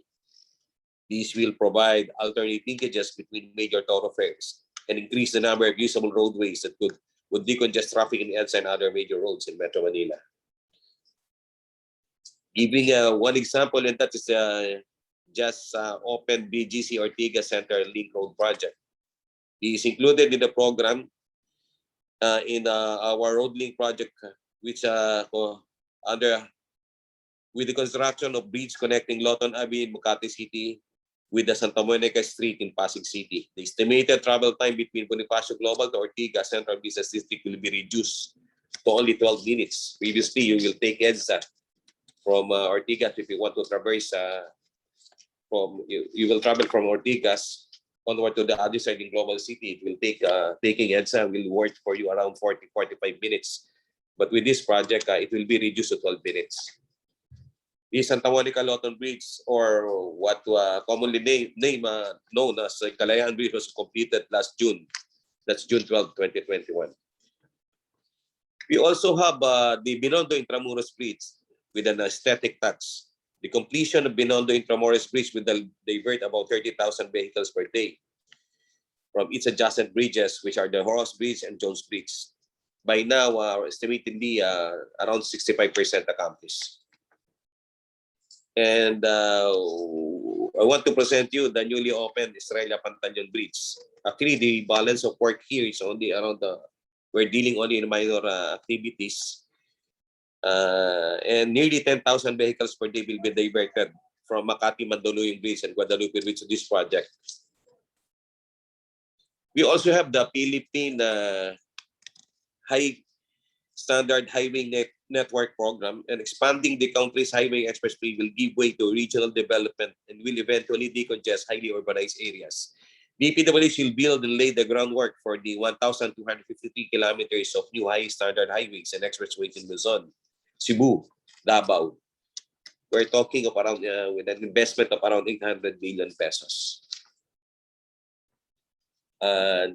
This was mentioned before by our friend and colleague from PPP Center. We have the Metro Cebu Expressway.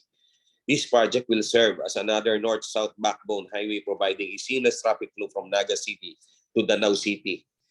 It is expected to be significantly address the traffic congestion within Metro Cebu, especially its urban core and central business districts. The completion of the project will reduce travel time between Naga and Danao City from 3 hours, maybe it will be lessened up to an hour only. We also have the Davao City Bypass Construction Project. This project is the longest mountain tunnel, which will start under the Davao City Bypass Construction Project. The Davao Bypass spanning, this will span around 46 kilometers and will reduce travel time between Turil and in Panabo from 1 hour and 44 minutes to, we're talking about around 45 to 49 minutes. We also have the Davao City Coastal Road. The 18-kilometer Davao City Coastal Road will reduce travel time from Toril to Poblacion from 45 minutes to 15 minutes. Large section of this project is targeted to be completed by this year. This is a really special one. This is what we call the Luzon Spine Expressway. That you are going to travel from Ilocos to Bicol, La Union, traversing La Union. By now, you can travel around 20 hours, but with this project, with the realization of this project, we're targeting 9 to 9.5 hours only. This is one of the game-changing projects of the department, what we call the Luzon Spine Expressway. I just also want to present to you another completed project of the DPWH at Tarlac, Pangasinan, La Union Expressway, what we call STPLEX. Now, previously, we were only up to Binalonan and Cosurubio or Luneta, but now we can go up to Rosario. That's the last section of this project. It's already been completed just this year. And with that TPLEX, there is a proposal. We also have another project under study, what we call the TPLEX extension. The first TPLEX that I mentioned is only up to Rosario, but this is an extension. Their target to complete this in due time, and the extension goes up to San Juan, La Union. And also mentioned by the PPP Center before, we have the Central Luzon Link Expressway. This is phase 1, and we also have the phase 2 of this. The 30-kilometer CLX is targeted to be finished within the year or early next year. Travel time from Tarlac to Cabanatuan will be reduced to 20 minutes. We also have the arterial road bypass at Plaridel. This is under JICA. The expansion and widening of Pangat River Bridge under the JICA assisted project is already completed. And some adjustment in connection with the wind, these are in the regular sections, is already ongoing. The project will reduce average travel time between Balagtas and Maasin, Rafael and Bulacan from 69 to 24 minutes. We're targeting 15,000 motorists for this project. I just want you to be reminded about the previously completed NLEX Harbor Link Segment 10, and this will reduce travel time from Valenzuela to C3 Caloocan. Actually, the effect of this project in our roadway component is that this will cater the heavy vehicles truck that will come from the Pierre and the North Harbor. Another component of this section is the NLEX Harbor Link, the C3 R10 section, which has shortened travel time from port area to NLEX and vice versa, from 60 minutes to only 10 minutes. We have an ongoing one, also an expressway project by DPWH, the NLEX SLEX Connector Road. Actually, this is beside the rail of PNR and expected to reduce travel time from SLEX to NLEX from 2 hours to just 20 minutes. By now, the accomplishment is around 35% complete. Another game changer, the Metro Manila, the famous Metro Manila Skyway Stage 3. This is a project around 18 kilometers that will come from Bendia onward to NLEX in Balintawak. This is one of the recently opened projects in Manila. You will reduce travel time from Bendia to Balintawak from previously 2 to 2.5 hours. By now, I think 15 to 20 minutes. We also have the Alabang Sukat Skyway Extension. I think you're familiar with this, some of you. We also have the southbound is around 76%, and the northbound was opened last April of 2021. That's in the SLEX. We also have the what we call the MCTEP, the Manila Cavite Toll Expressway Project, the C5 Link, South Link Expressway, which around 7.7 kilometer expressway from R1 Expressway to SLEX. Travel time will reduce from 40 minutes to 10 minutes. We already opened one section from C5 to Bergville. Also, another expressway, the Southeast Metro Manila Expressway, the C6. The Southeast Metro Manila Expressway will reduce travel time from Bikutan to Batasan from 1 hour and 50 minutes to, we're targeting 26 minutes by this project. And also targeting 88,000 motorists per day. It's already ongoing, especially the section in the C5 area. Also on expressway by DPWH is the Cavite Laguna Expressway, what we call CALAX. The Laguna section of the project is already completed, and we are going to add more, another subsection. By now, you can utilize the SAF area, the Santa Rosa, but we're targeting Silang to be opened within the month. This is a 44 to 45 kilometer project. Adjoining the ongoing CALAX, there is a project under study now, the what we call CTBEX, the Cavite Tagaytay Batangas Expressway.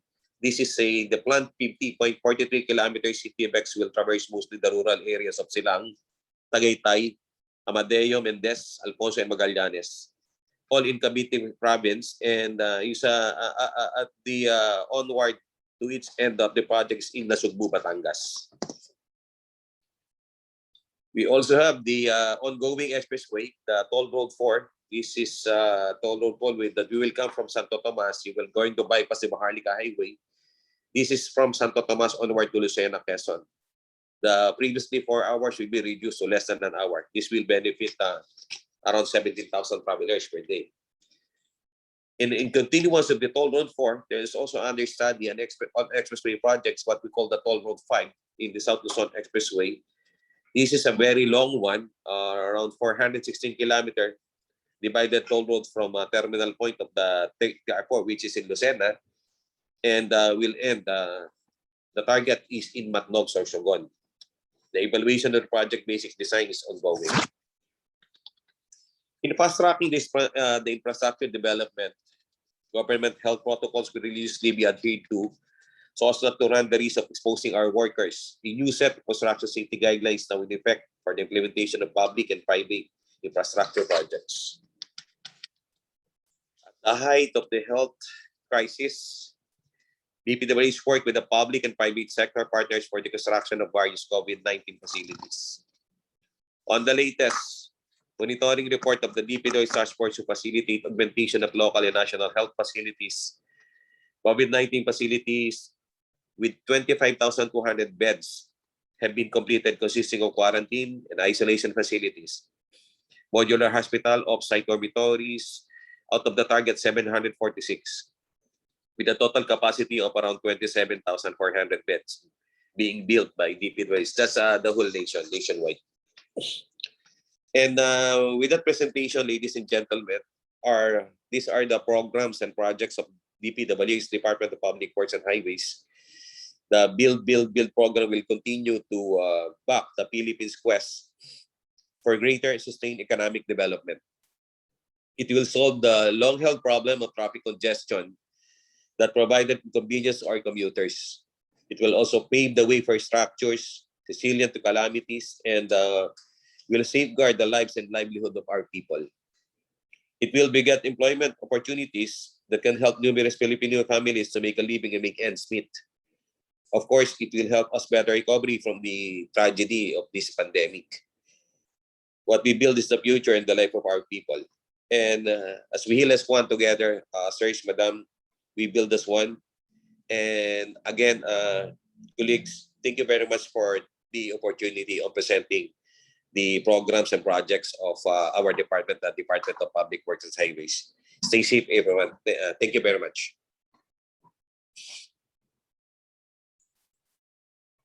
Thank you very much, Director Alex Bote. Session 2 of the conference will give us an overview of opportunities in construction and infrastructure in India, which are Filipino corporate exporters of construction and related engineering services registered with the Philippine Overseas Construction Board may participate in. Our next presenter holds over a decade of experience in financial services, including infrastructure financing and treasury.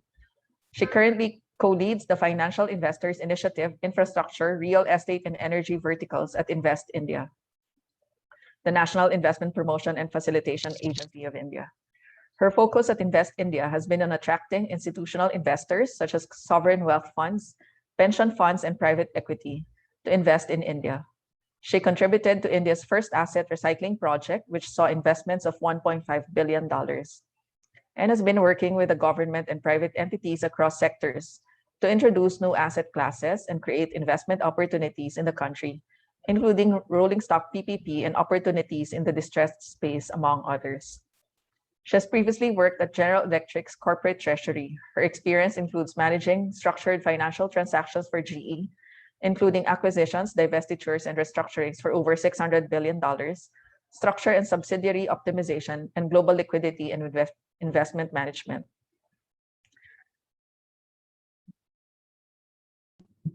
She also has an experience of performing detailed statutory audits for technology, telecommunication, and entertainment companies through her stint at Ernst & Young. Ladies and gentlemen, please welcome Ms. Prerna Soni. Thank you so much for the kind introduction. In the interest of time, I will right now give an overview of the opportunities that are available in India in the infrastructure space. I hope I am audible and my screen is visible. Before I start talking about what really India has to offer in the infrastructure space, I want to talk about why India, what is changing. There's a lot of talk worldwide about the kind of opportunities India as a country has to offer. And the reason that is happening, the reason everybody is talking about India currently is because India is going through a massive transformation. India is going through a social, economic, and political transformation together. We are, of course, the largest democracy. We are becoming one of the largest economies of the world. We have a booming consumer market. We have a young workforce. All of this together is making India go through a transformation. We are following Olympics right now, and India won a bronze in hockey today after 41 years. So let me use a metaphor of hockey. We are right now at the bottom end of that hockey stick, and we're moving upwards very, very fast as a nation. And that actually presents vast opportunities across the entire country. We are the #1 internet user base in the world.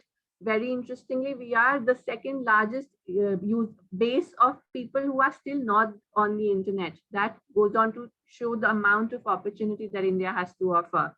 We have over 200,000 kilometers of national highways. We are the second largest aviation market.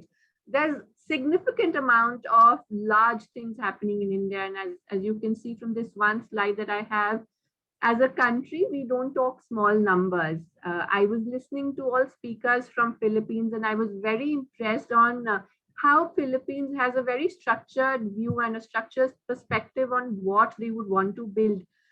Very fortunately, India is doing something very similar. And even while, in the last 2 years, we've seen a significant amount of dip in investments happening all over the world, India actually saw a rise in FDI by 27% even during COVID. That was the kind of promise that India has been able to show in the recent years. Another reason, so when I talk about transformation, I spoke about social, economic, political reasons, and that political will in the country is what is driving a lot of changes. India as a country has an agenda for ease of doing business, ease of living, and making sure that every Indian has the right kind of facilities all over the country. To be able to do that, there was a significant focus on ease of doing business. And I'm very proud to share that since 2014, when we were on 142nd ranking, we've been able to bring ourselves to 63. Now, if anybody from Philippines has spoken or met any Indians, I think one feature that we have as a country is that we are very critical. We want to understand what is it that we are doing right, what is it that we need to do more of. This is a study that Bloomberg had done, and we've been using a lot of information out of this to understand what is it that as a country we are doing well and what is it that we need to change. So, for example, currency stability, anti-corruption, low cost of production. There are quite a few things in which India is ranked #1 in the region, but there are some areas where India has a lot of work to do with. For example, if we talk about tax privileges, there are two codes in India, direct tax and indirect taxation. Indirect taxation has already been taken care of. We have a new code wherein now, instead of, so India has 29 states, which are like provinces within the country. Earlier, before 2016, every province had a separate tax code, which means every province becomes a separate market to address. But now India has one single tax code all across the country, which means we are one nation, one market. With that and the application of a direct tax code, which is right now in the works, we're hoping that taxation is also another area where we progress. The one area where we saw that we are not doing well is infrastructure. Now, to give you a little perspective, and I think Philippines would sort of fall in the same bracket as us. For India, the logistics cost of movement lies somewhere between 14 to 16%. Any developed nation would have a logistics cost of somewhere between 8 to 10%. To bring down your logistics cost as a country, there are quite a few steps that one needs to take. Of course, taxation and the indirect tax code that I'm talking about was one of those areas.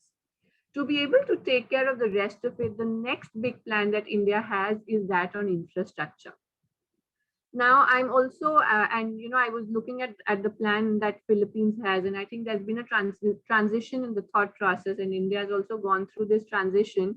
But earlier, I'm sure my Philippines friends would agree, infrastructure development was done on a need basis. So if you need a road connectivity because capacity needs to be augmented, you would focus on that. You need a rail connectivity in a smaller region, considering, for example, port connectivity has to be done by way of a rail line. So you'll build a small rail line. In a lot of developing nations, infrastructure development is very need-based and it follows the demand that is already there. India changed that thought process for itself as a country. And, I saw something very similar in the kind of maps that Philippines was showing, wherein there is a holistic integrated plan for infrastructure development. India is doing something very similar through the National Infrastructure Pipeline. This is a massive $1.4 trillion plan wherein we have already identified areas across core plus and core plus infrastructure sectors, and these projects have to be completed by 2025. Now, when I talk about completion of projects, or when I talk about infrastructure development, one of the key areas where India as a country has developed its expertise is public-private partnerships. We are a very, very mature market when it comes to PPPs. In 2016, ADB had in fact ranked as #1. We come in only after countries like UK, Canada, and Australia when it comes to PPP. We've already done more than 1,800 projects under the PPP mode. When you're looking at a project base of around $1.4 trillion, there has to be a significant amount of partnership that comes in from private parties, which is why PPP is the core mode in which infrastructure is being developed in the country. In addition, to put it in perspective, I spoke about how India is going through this transformation. And one of the aspects I spoke about is social, which means the demographic changes that are happening, in addition, the kind of aspirations that the country has. So, to put it in perspective again, we have built over 6 million toilets in the last 5 years. Now, for maybe a country like Philippines, that is out of context because you would already have that facility. But for India, wherein we're trying to move as many people out of poverty as possible, this is a significant feat. And the reason I brought that up is to showcase that India has a large social responsibility, and most of our government's budget goes towards taking care of these social responsibilities that the country has. But even with that, India has increased its budgetary allocation to infrastructure by 450%, and we actually have a government allocation, this is the central government alone, of $80 billion towards infrastructure development. Along with the large aspiration that the country has built, there is also a change in the strategy that the country has. So, for example, as I was talking, there is an integrated plan. And, let me give you an example of the coastline that India has. We have more than 7,500 kilometers of coastline in the country. However, we've never done what China has done with its ports, wherein there is coastal economic zones coming in or development happening near the port itself. We would have sporadic upliftment of industry or economic zones coming up across the country. Today, we are sitting in a position wherein India is talking about coastal economic zones. We are also talking about development of industrial corridors, economic corridors, and all of our infrastructure development, be it dedicated freight corridors, smart cities that we are developing, be it our expressways, our port modernization is being done in an integrated fashion. The second big aspect that is I already mentioned, we are significantly dependent on PPPs when we are looking at infrastructure development in the country. However, we do realize as a country that there is, of course, not enough, not all projects would be viable. So to be able to make projects viable, the government would give in their own funding.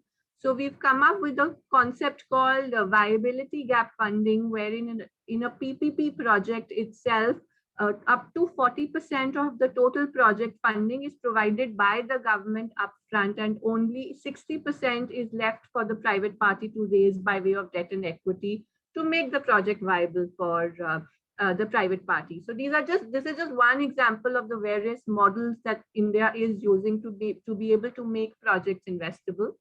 I already spoke about new models where I'm talking about secondary market. We're talking about fund of funds. So India has created its own fund, which is looking to raise money from within India and internationally for infrastructure development in the country.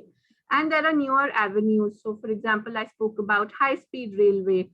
This is not something that India had. We had a very archaic railway ecosystem post-independence in 1947. There was not a lot of railway development that happened in India.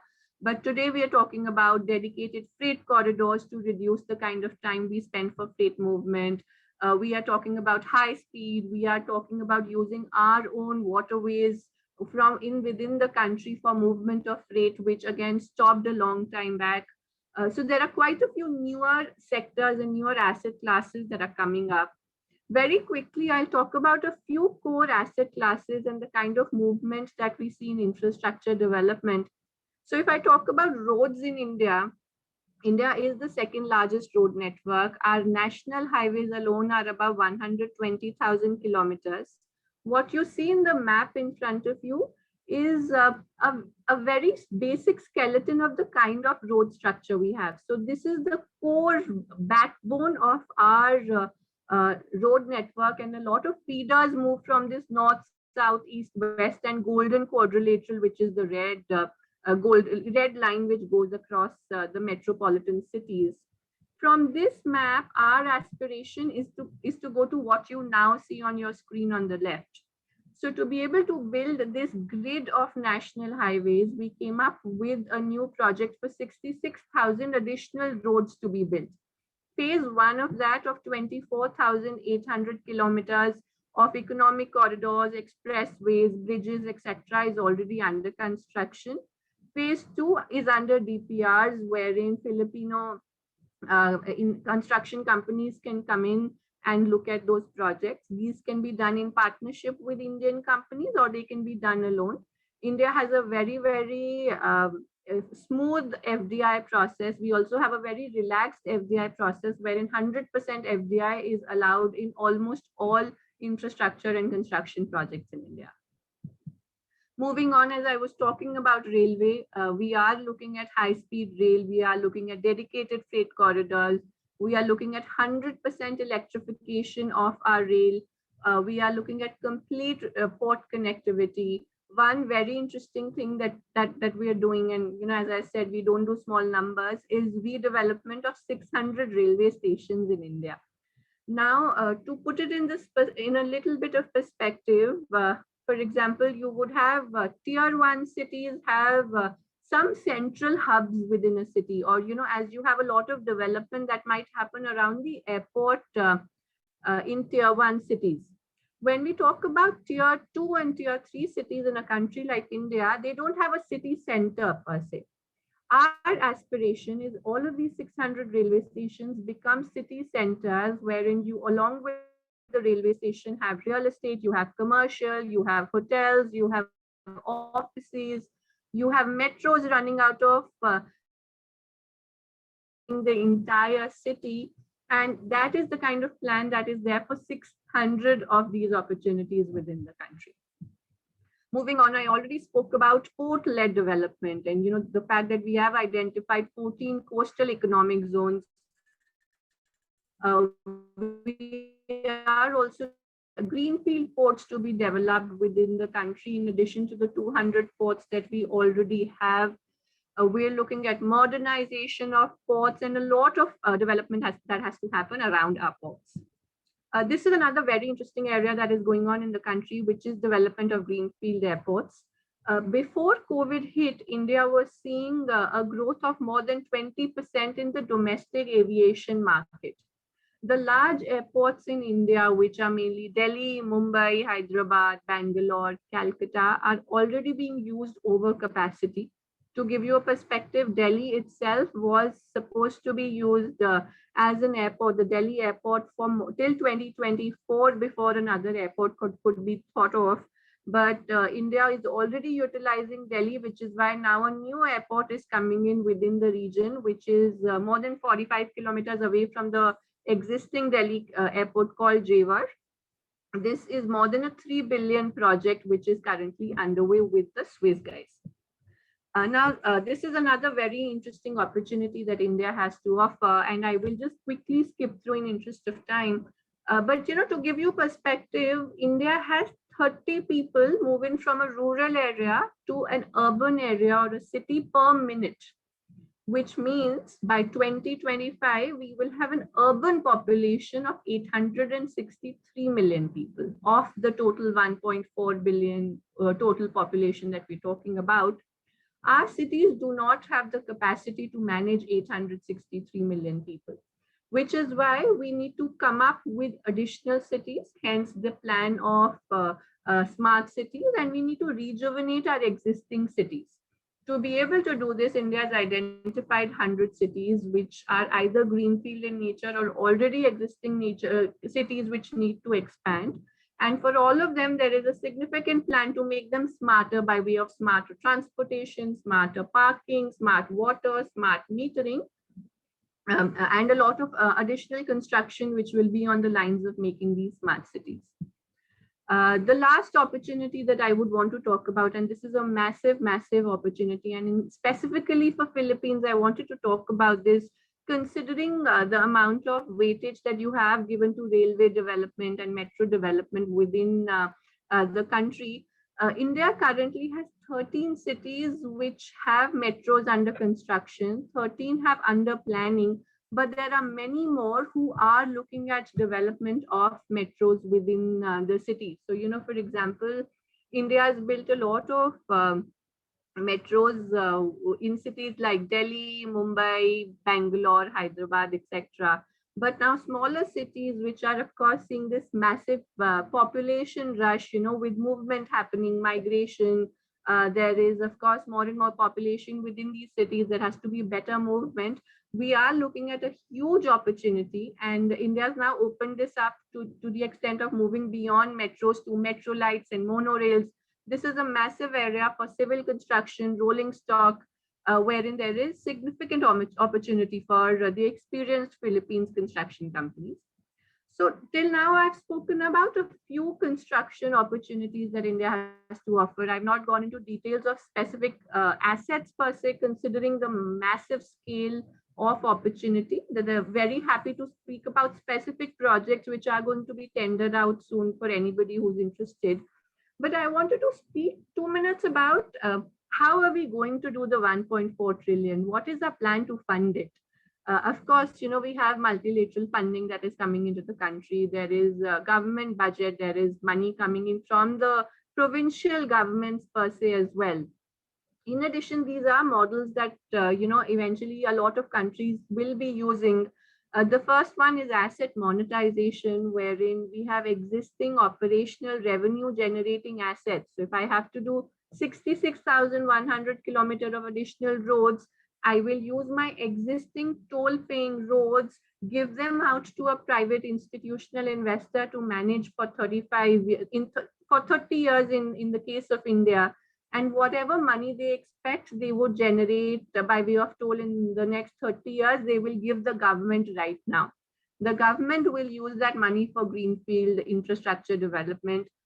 We started doing this with our roads. We bundled 9 roads together and bid it out. Macquarie won it for $1.5 billion as against $1 billion that we were expecting for it. Similarly, India is now looking at a lot of listed infrastructure. The way REITs, real estate investment trusts, is a global scenario. India has come up with a model called InvITs, which is infrastructure investment trusts, wherein assets from infrastructure companies are hived out into an individual special purpose vehicle, and that particular asset is listed alone for the life of the asset. The government itself is also coming out with its own InvITs, wherein the government assets would be put out on listed market, wherein even the Indian domestic retail investors and institutional investors both will be able to put money, and all of this money will be used for greenfield infrastructure development. We are also certainly looking at certain disinvestments, which are a further step ahead of monetization, wherein we would be looking at privatizing some of our entities which are infrastructure related but are right now held by the government. And as I mentioned, we've also set up this entity within the government called NIIF, which is looking at core infrastructure investing in India. It has raised more than 49% of its capital from the government of India, but 51% comes from sovereign funds like ADIA, CPPIB, OMERS, etc. And all of this money is exclusively being used for infrastructure development. Thank you so much. This is us, Invest India, which is a body of the Ministry of Commerce. Our focus is to get investors in India, and if Filipino investors are interested to looking at infrastructure opportunities within the country, we'd be very, very happy to showcase specific projects which are going to be tendered out. We'll be helping you with getting the right kind of approvals, any issues with regulations, policies, finding partners, etc. We are your partners within the country. Thank you so much for listening in. Thank you, Ms. Prerna Soni, for the deep insight and information you have given. You have shared on the investment prospects in construction and infrastructure sector in India. Now, moving forward to session 3 of this conference, the business dialogue featuring construction industry captains and stakeholders from the Philippines and India. As I call your names, may I request you to switch on your camera and introduce yourself, giving a brief background about your respective company, office, as well as your possible areas of interest for collaboration. Due to time constraint, I would request that if you can limit your speech to around 1 minute, not more than that. So starting with Director John Caffey.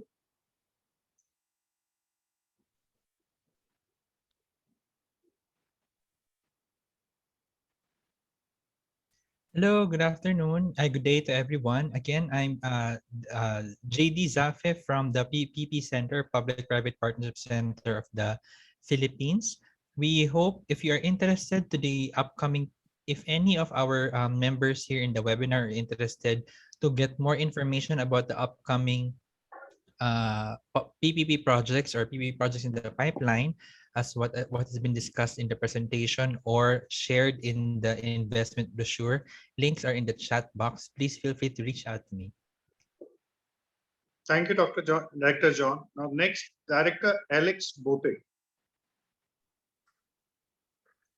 Pleasant day to all. Good afternoon. I'm Director Alex Bote from Public-Private Partnership Service Office of Department of Public Works and Highways.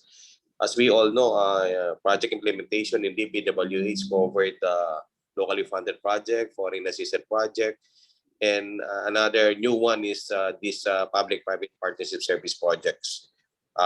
We have a website and a list of projects under PPP are all there. So if you have some queries and questions about those, you just make contact with us and we'll give you some briefing and what about other projects that were in the lineup in the pipeline. Thank you very much.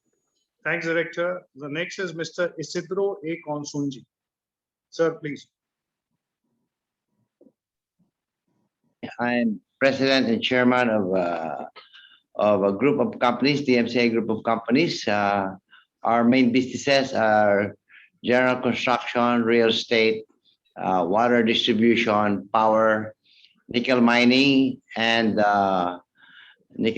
coal mining. So I'm quite interested. I have some friends from India, and I've been there several times. And there might be some opportunities for both countries to work together. Thank you very much. Thank you, sir. May I invite Mr. Oscar D. Mercado?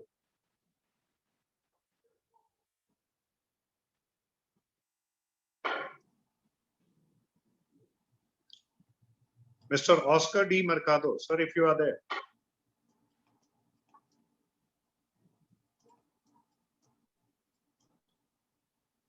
May I move to the next one, Mr. Francisco B. Gonzalez? Oh, Mr. Mercado, sir, you are there. So you please go ahead.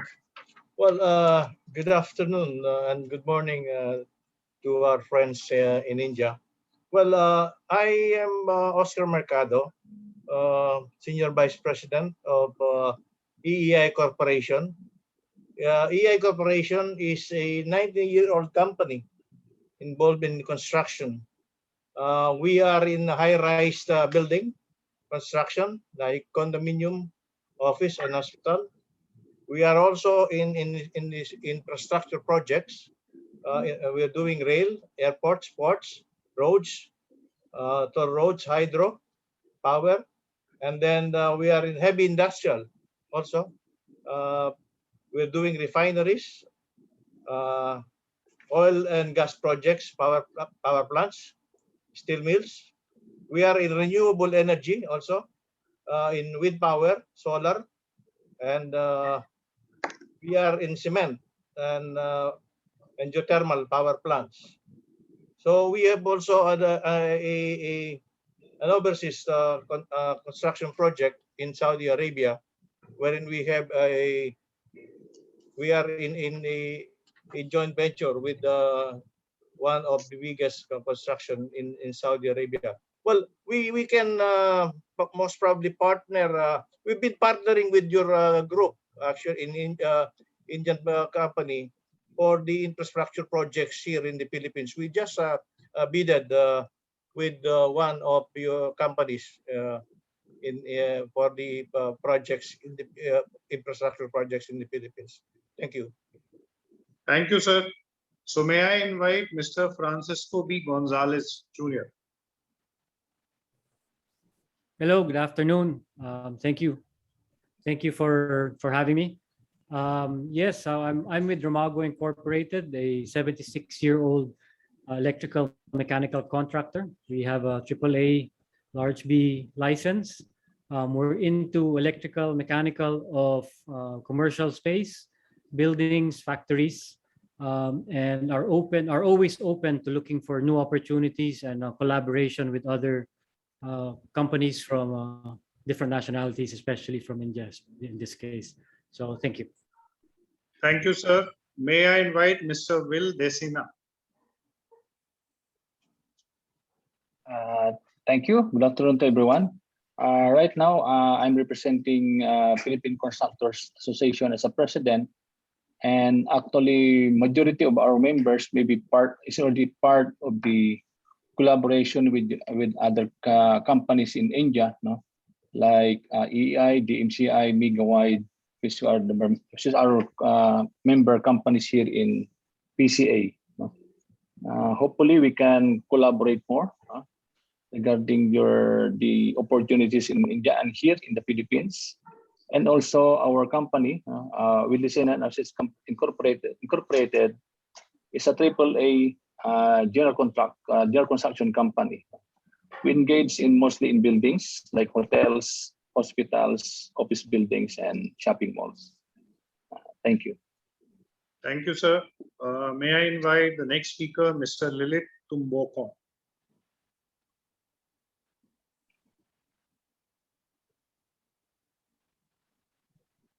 Sorry, Nishi. I think Mr. Tumbokan left the Left. conference. Okay. Okay, thank So you. may I invite Mr. Barry Paulino?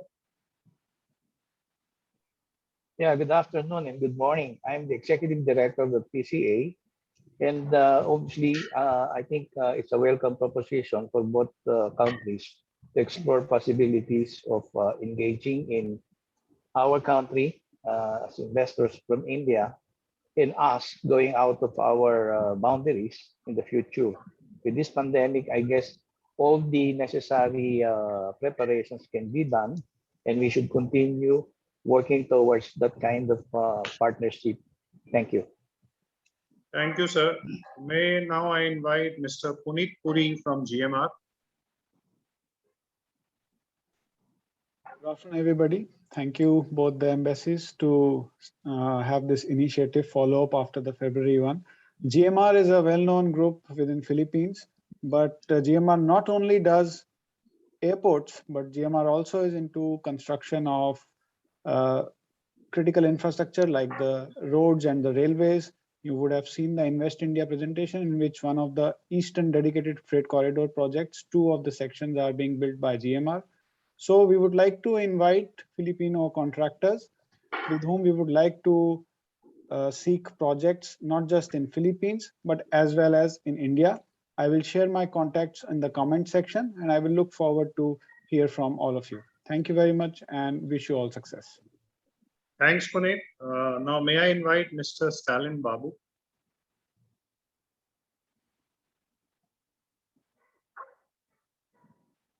Mr. Stalin Babu from L&T.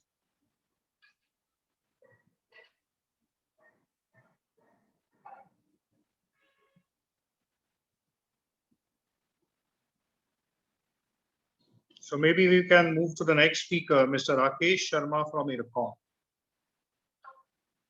Mr. Rakesh, are you there? Yeah. Am I audible? Yeah, you are audible, please. Yeah, good afternoon, ladies and gentlemen. I am Rakesh Sharma, General Manager Business Development, representing IRCON International Limited, a public sector undertaking under the Ministry of Railways, Government of India.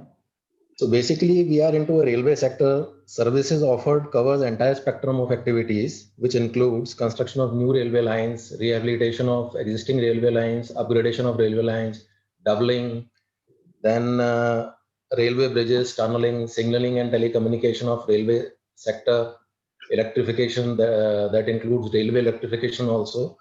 And recently we have, over a period of time, I mean, we came into inception in 1976, and over a 45 years of period, we have diversified into roads and highways, complex bridges, flyovers, ballastless tracks in metro construction.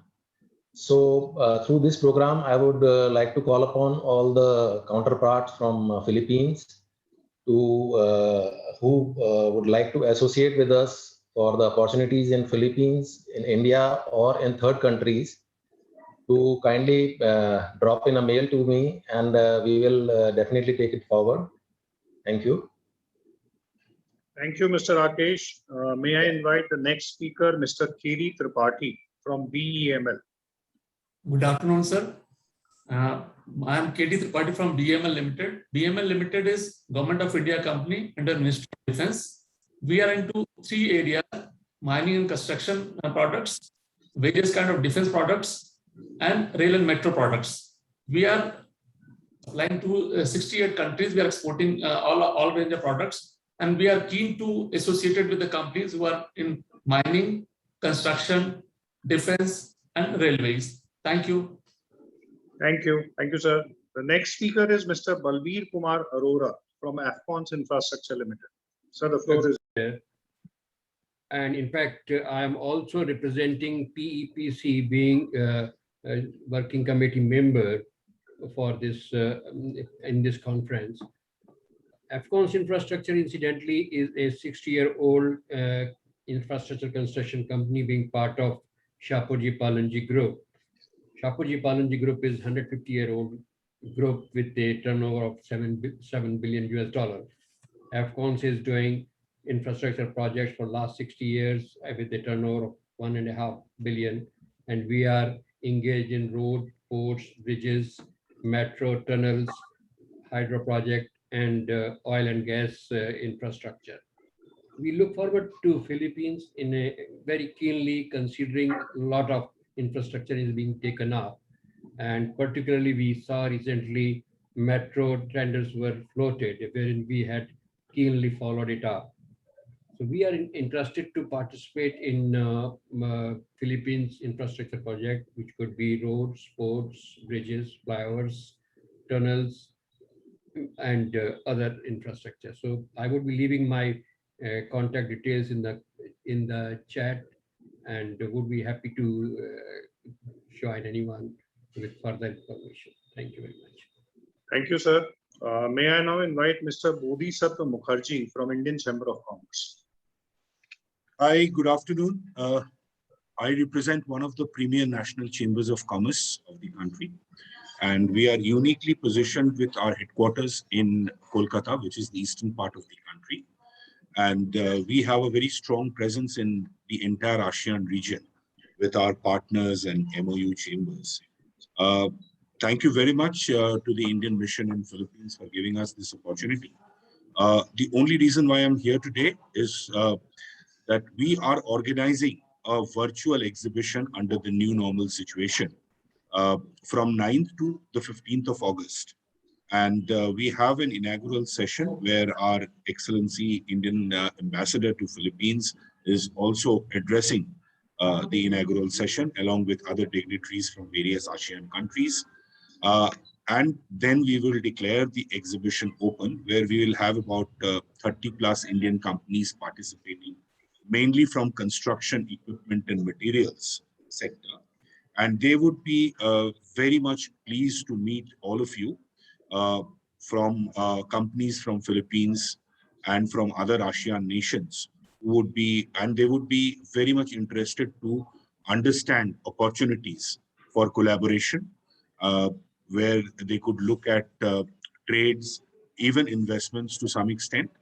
So I would leave my contact details on the chat box, and I will also share the joining link for the inaugural session, as well as for the entire exhibition of spanning over 7 days with the Indian Mission, with Mr. Nishikant Singh, and the entire mission will have this. So anyone who is interested, it is my request, please join, please come, discuss with the Indian companies who would be very keen to interact and collaborate in days to come. Thank you very much, Mr. Singh. Thank you, sir. Now, may I invite Mr. E.D. Doris Gajo.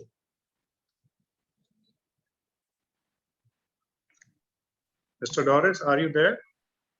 Yes, good afternoon, good day, everyone. And I am the Executive Director of the Philippine Overseas Construction Board. We champion the exports of construction and related engineering services of Filipino contractors. So we organize promotional events and networking events such as these virtual roundtable. And so we look forward to linking Filipino contractors with the Indian counterparts, not just in for the Philippine and Indian markets, but for third country markets as well. Thank you. Thank you, madam. I hope you may take over from here now. Okay, I think you forgot to call on Commercial Councilor Buster Elevado. Okay, so he's my friend. So, Mr. Buster, the floor is yours. So thank you very much, everybody. Thank you for attending, everybody, the Philippine side and the Indian side. I would also first like to thank Ambassador Bhagat Singh, whose support and moral support and physical support has made this possible. Ambassador Kumaran, together with this, he is the Batman to Mr. Singh's Robin. They're a great dynamic duo and very good for the Philippines. I just want to say that if any of your companies want to get in touch with a Filipino company or an Indian company, vice versa, I am just here at the embassy here in New Delhi. I have already gotten my 2 vaccinations, so I'm relatively safe. But although I still wear my mask. So anyway, with the wonders of the internet, you could always contact me, and I'd be very, very glad to help you in any way, especially with contacting Filipino companies or just asking questions about the Philippine situation, or vice versa to my Filipino clients, our Philippine clients. Thank you. Thank you, Basta. Over to you, Alan. Thank you. Thank you very much to our esteemed government policymakers, CEOs, and industry captains. The POCB, the Philippine Trade and Investment Center in India, and the Embassy of India in the Philippines can only open the windows of opportunity for our construction industry players through information and networking sessions like this. And so we invite you to take advantage of these rare opportunities. DMCI Holdings Inc. is the only publicly listed holding company in the Philippines that has construction as its core competency, listed as DMC under the Philippine Stock Exchange. DMC is among the highest dividend-paying stocks in the local market, with a dividend payout ratio of at least 26% in the preceding year's consolidated core net income. Its businesses are pioneers and key players in the construction, real estate, energy, mining, and water industries. To formally close this afternoon's virtual conference is its chairman and president, who is also chairman of the board of Semirara Mining and Power Corporation, DMCI Project Developers Incorporated, DMCI Mining Corporation, and member of the board of directors of DMCI Power Corporation, DMCI Masbate Power Corporation, Maynilad Water Holdings Company, Maynilad Southwest Luzon Power Generation Corporation, Semirara Claystone Inc., Dacon Corporation, DFC Holdings Inc., Wire Rope Corporation of the Philippines, Semcal Industrial Park Developers Inc., Atlas Consolidated Mining and Development Corporation, and Beta Electric Corporation. He's a member of the board of the Construction Industry Authority of the Philippines and our chairman at the Philippine Overseas Construction Board. Ladies and gentlemen, Engineer Sid Consunji. Thank you very much, Aisel. Ambassador Don Bhagat Singh, Ambassador Shambhu Kumaran, CIAP Alternate Chair Yusek Boy Bismonte, fellow construction industry players from India and the Philippines, distinguished guests, ladies and gentlemen, good afternoon and good morning to you all.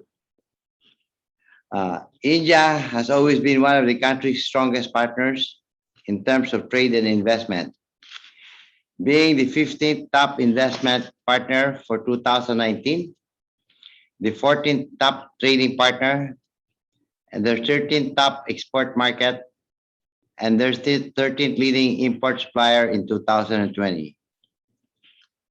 Infrastructure is still our best bet towards economic recovery, as this remains the key driver of the construction industry. For the first quarter of 2021, the Philippine gross domestic product may have declined by 4.2%, but the construction sector has generated 4.4 million construction jobs, which is a 6% employment growth month on month, while full construction employment rose 18% month on month from 3 million to 6 million. As Yusek Boy Visconti mentioned in his keynote, government spending for the completion of the 24 infrastructure flagship projects worth 194 billion pesos this year would generate another 300,000 jobs for the construction sector. The corporate recovery and tax incentives for enterprises, or the CREATE law, due in 2022, along with the easing of the foreign restrictions in the country, and other policies that will help in the strengthening partnerships with India and other neighboring countries. As chairman of the Philippine Overseas Construction Board, it is indeed an honor to have witnessed the strong support of the Philippine Ambassador to India, His Excellency Ramon S. Bhagat Singh, Jr., and the Indian Ambassador to the Philippines, His Excellency Shambhu Kumaran. I also would like to thank our ever-loyal CIAP alternate chairperson, Undersecretary Boy Vismonte, DOTR Undersecretary TJ Batan, PPP Center's Attorney Lima Abincula, and DPWH Engineer Alex Bote for sharing valuable information on our country's construction and infrastructure opportunities.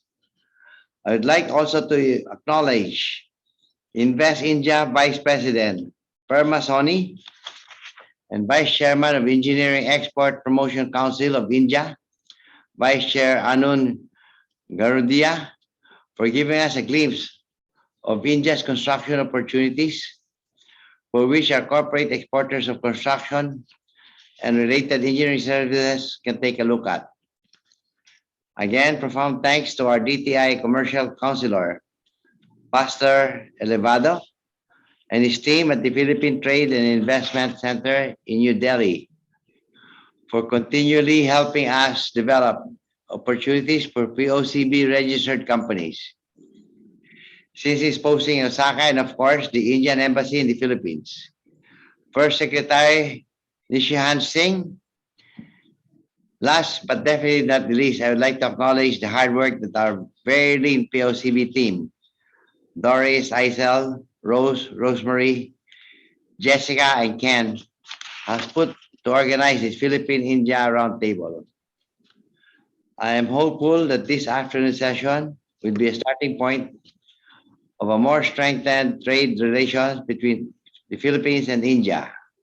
In the construction and infrastructure sector, we explore other areas mutually beneficial for all of us. Keep safe. Thank you. Mabuhay and good afternoon to everybody. Thank you, Sid Kosunji. Yeah. To give us another closing remarks from the Indian side, ladies and gentlemen, please welcome Mr. Arun Kumar Garodia, Vice President, Engineering Export Promotion Council of India. Over to you, sir. Thank you very much. His Excellency Shambhu S. Kumaran, Indian Ambassador to Philippines. His Excellency Ramon S. Bhagat Singh Jr., Philippines Ambassador to India. Under Secretary Mr. Vismonte, Department of Trade and Industry. Under Secretary Timothy John Batan. Attorney Maria Advincula, represented by Jafe. Mr. Alex Pote, Director. Ms. Prerna Soni, Vice President, Invest India. All my colleagues from Ministry, Embassy, and industry representatives from Philippines and India. Ladies and gentlemen, a very good afternoon to you all and a great namaste. It gives me immense pleasure to thank you all for joining this important session on opportunities in construction and infrastructure between the two countries, India and Philippines. India has become one of the key potential markets for construction equipment.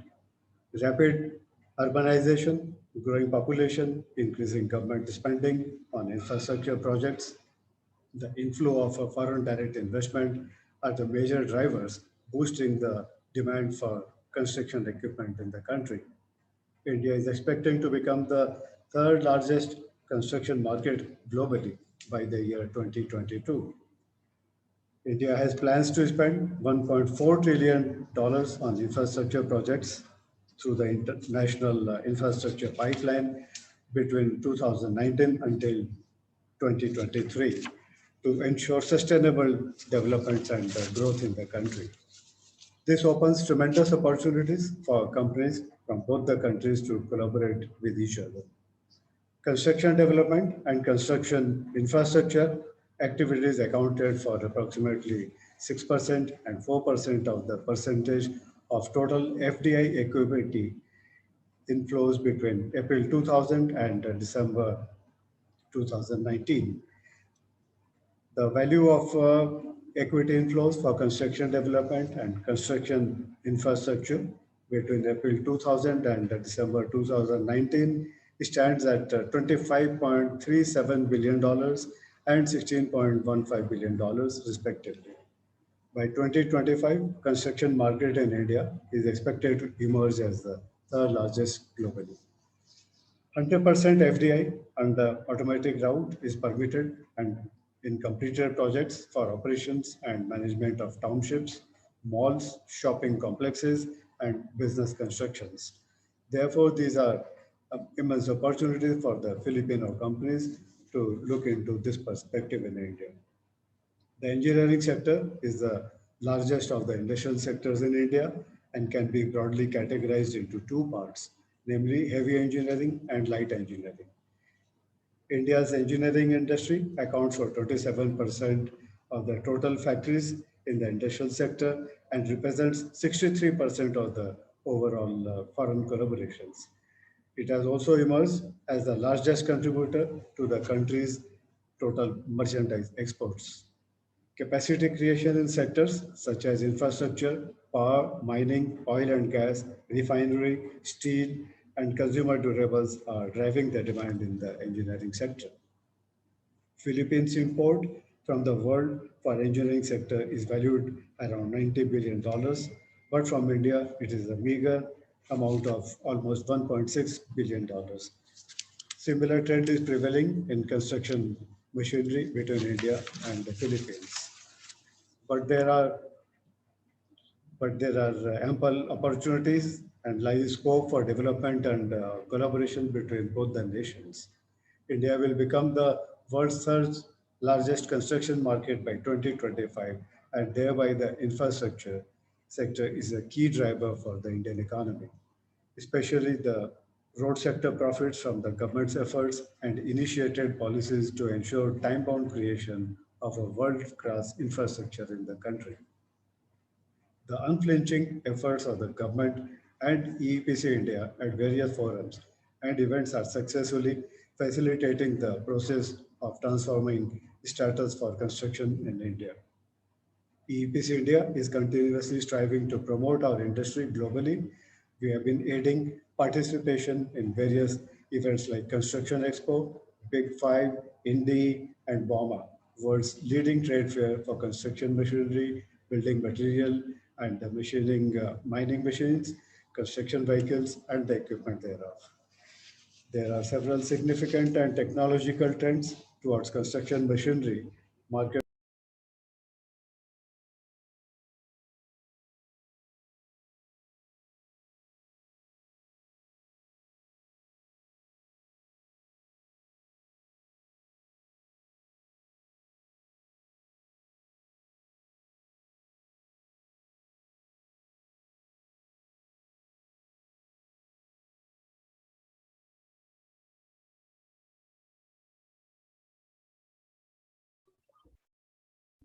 Excuse me, Mr. Garodia. I think your microphone is on mute. I'm sorry. Okay. I understand that significant number of companies from both the countries have joined today for the session. With these few words, I once again extend my deep gratitude to His Excellency Shambhu S. Kumaran, Indian Ambassador to Philippines, His Excellency Ramon S. Bhagat Singh Jr., Philippines Ambassador to India, and their team, along with the other participants and speakers who have joined the session today. And I do hope that this session must have been able to foster a conducive ecosystem for cooperation between India and Philippines in the construction machinery sector. Thank you very much. Stay safe, stay well, and good evening to all of you. Thank you, Mr. Garodia. For a copy of the presentation materials, please accomplish the client satisfaction feedback. The link is found in the chat box or through the code displayed on the screen. Lastly, may we request everyone to please switch on your videos for the photo opportunity. Okay.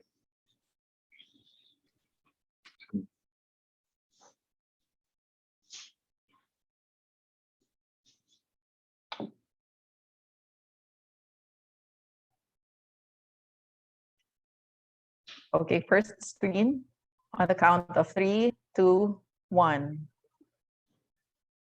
Okay.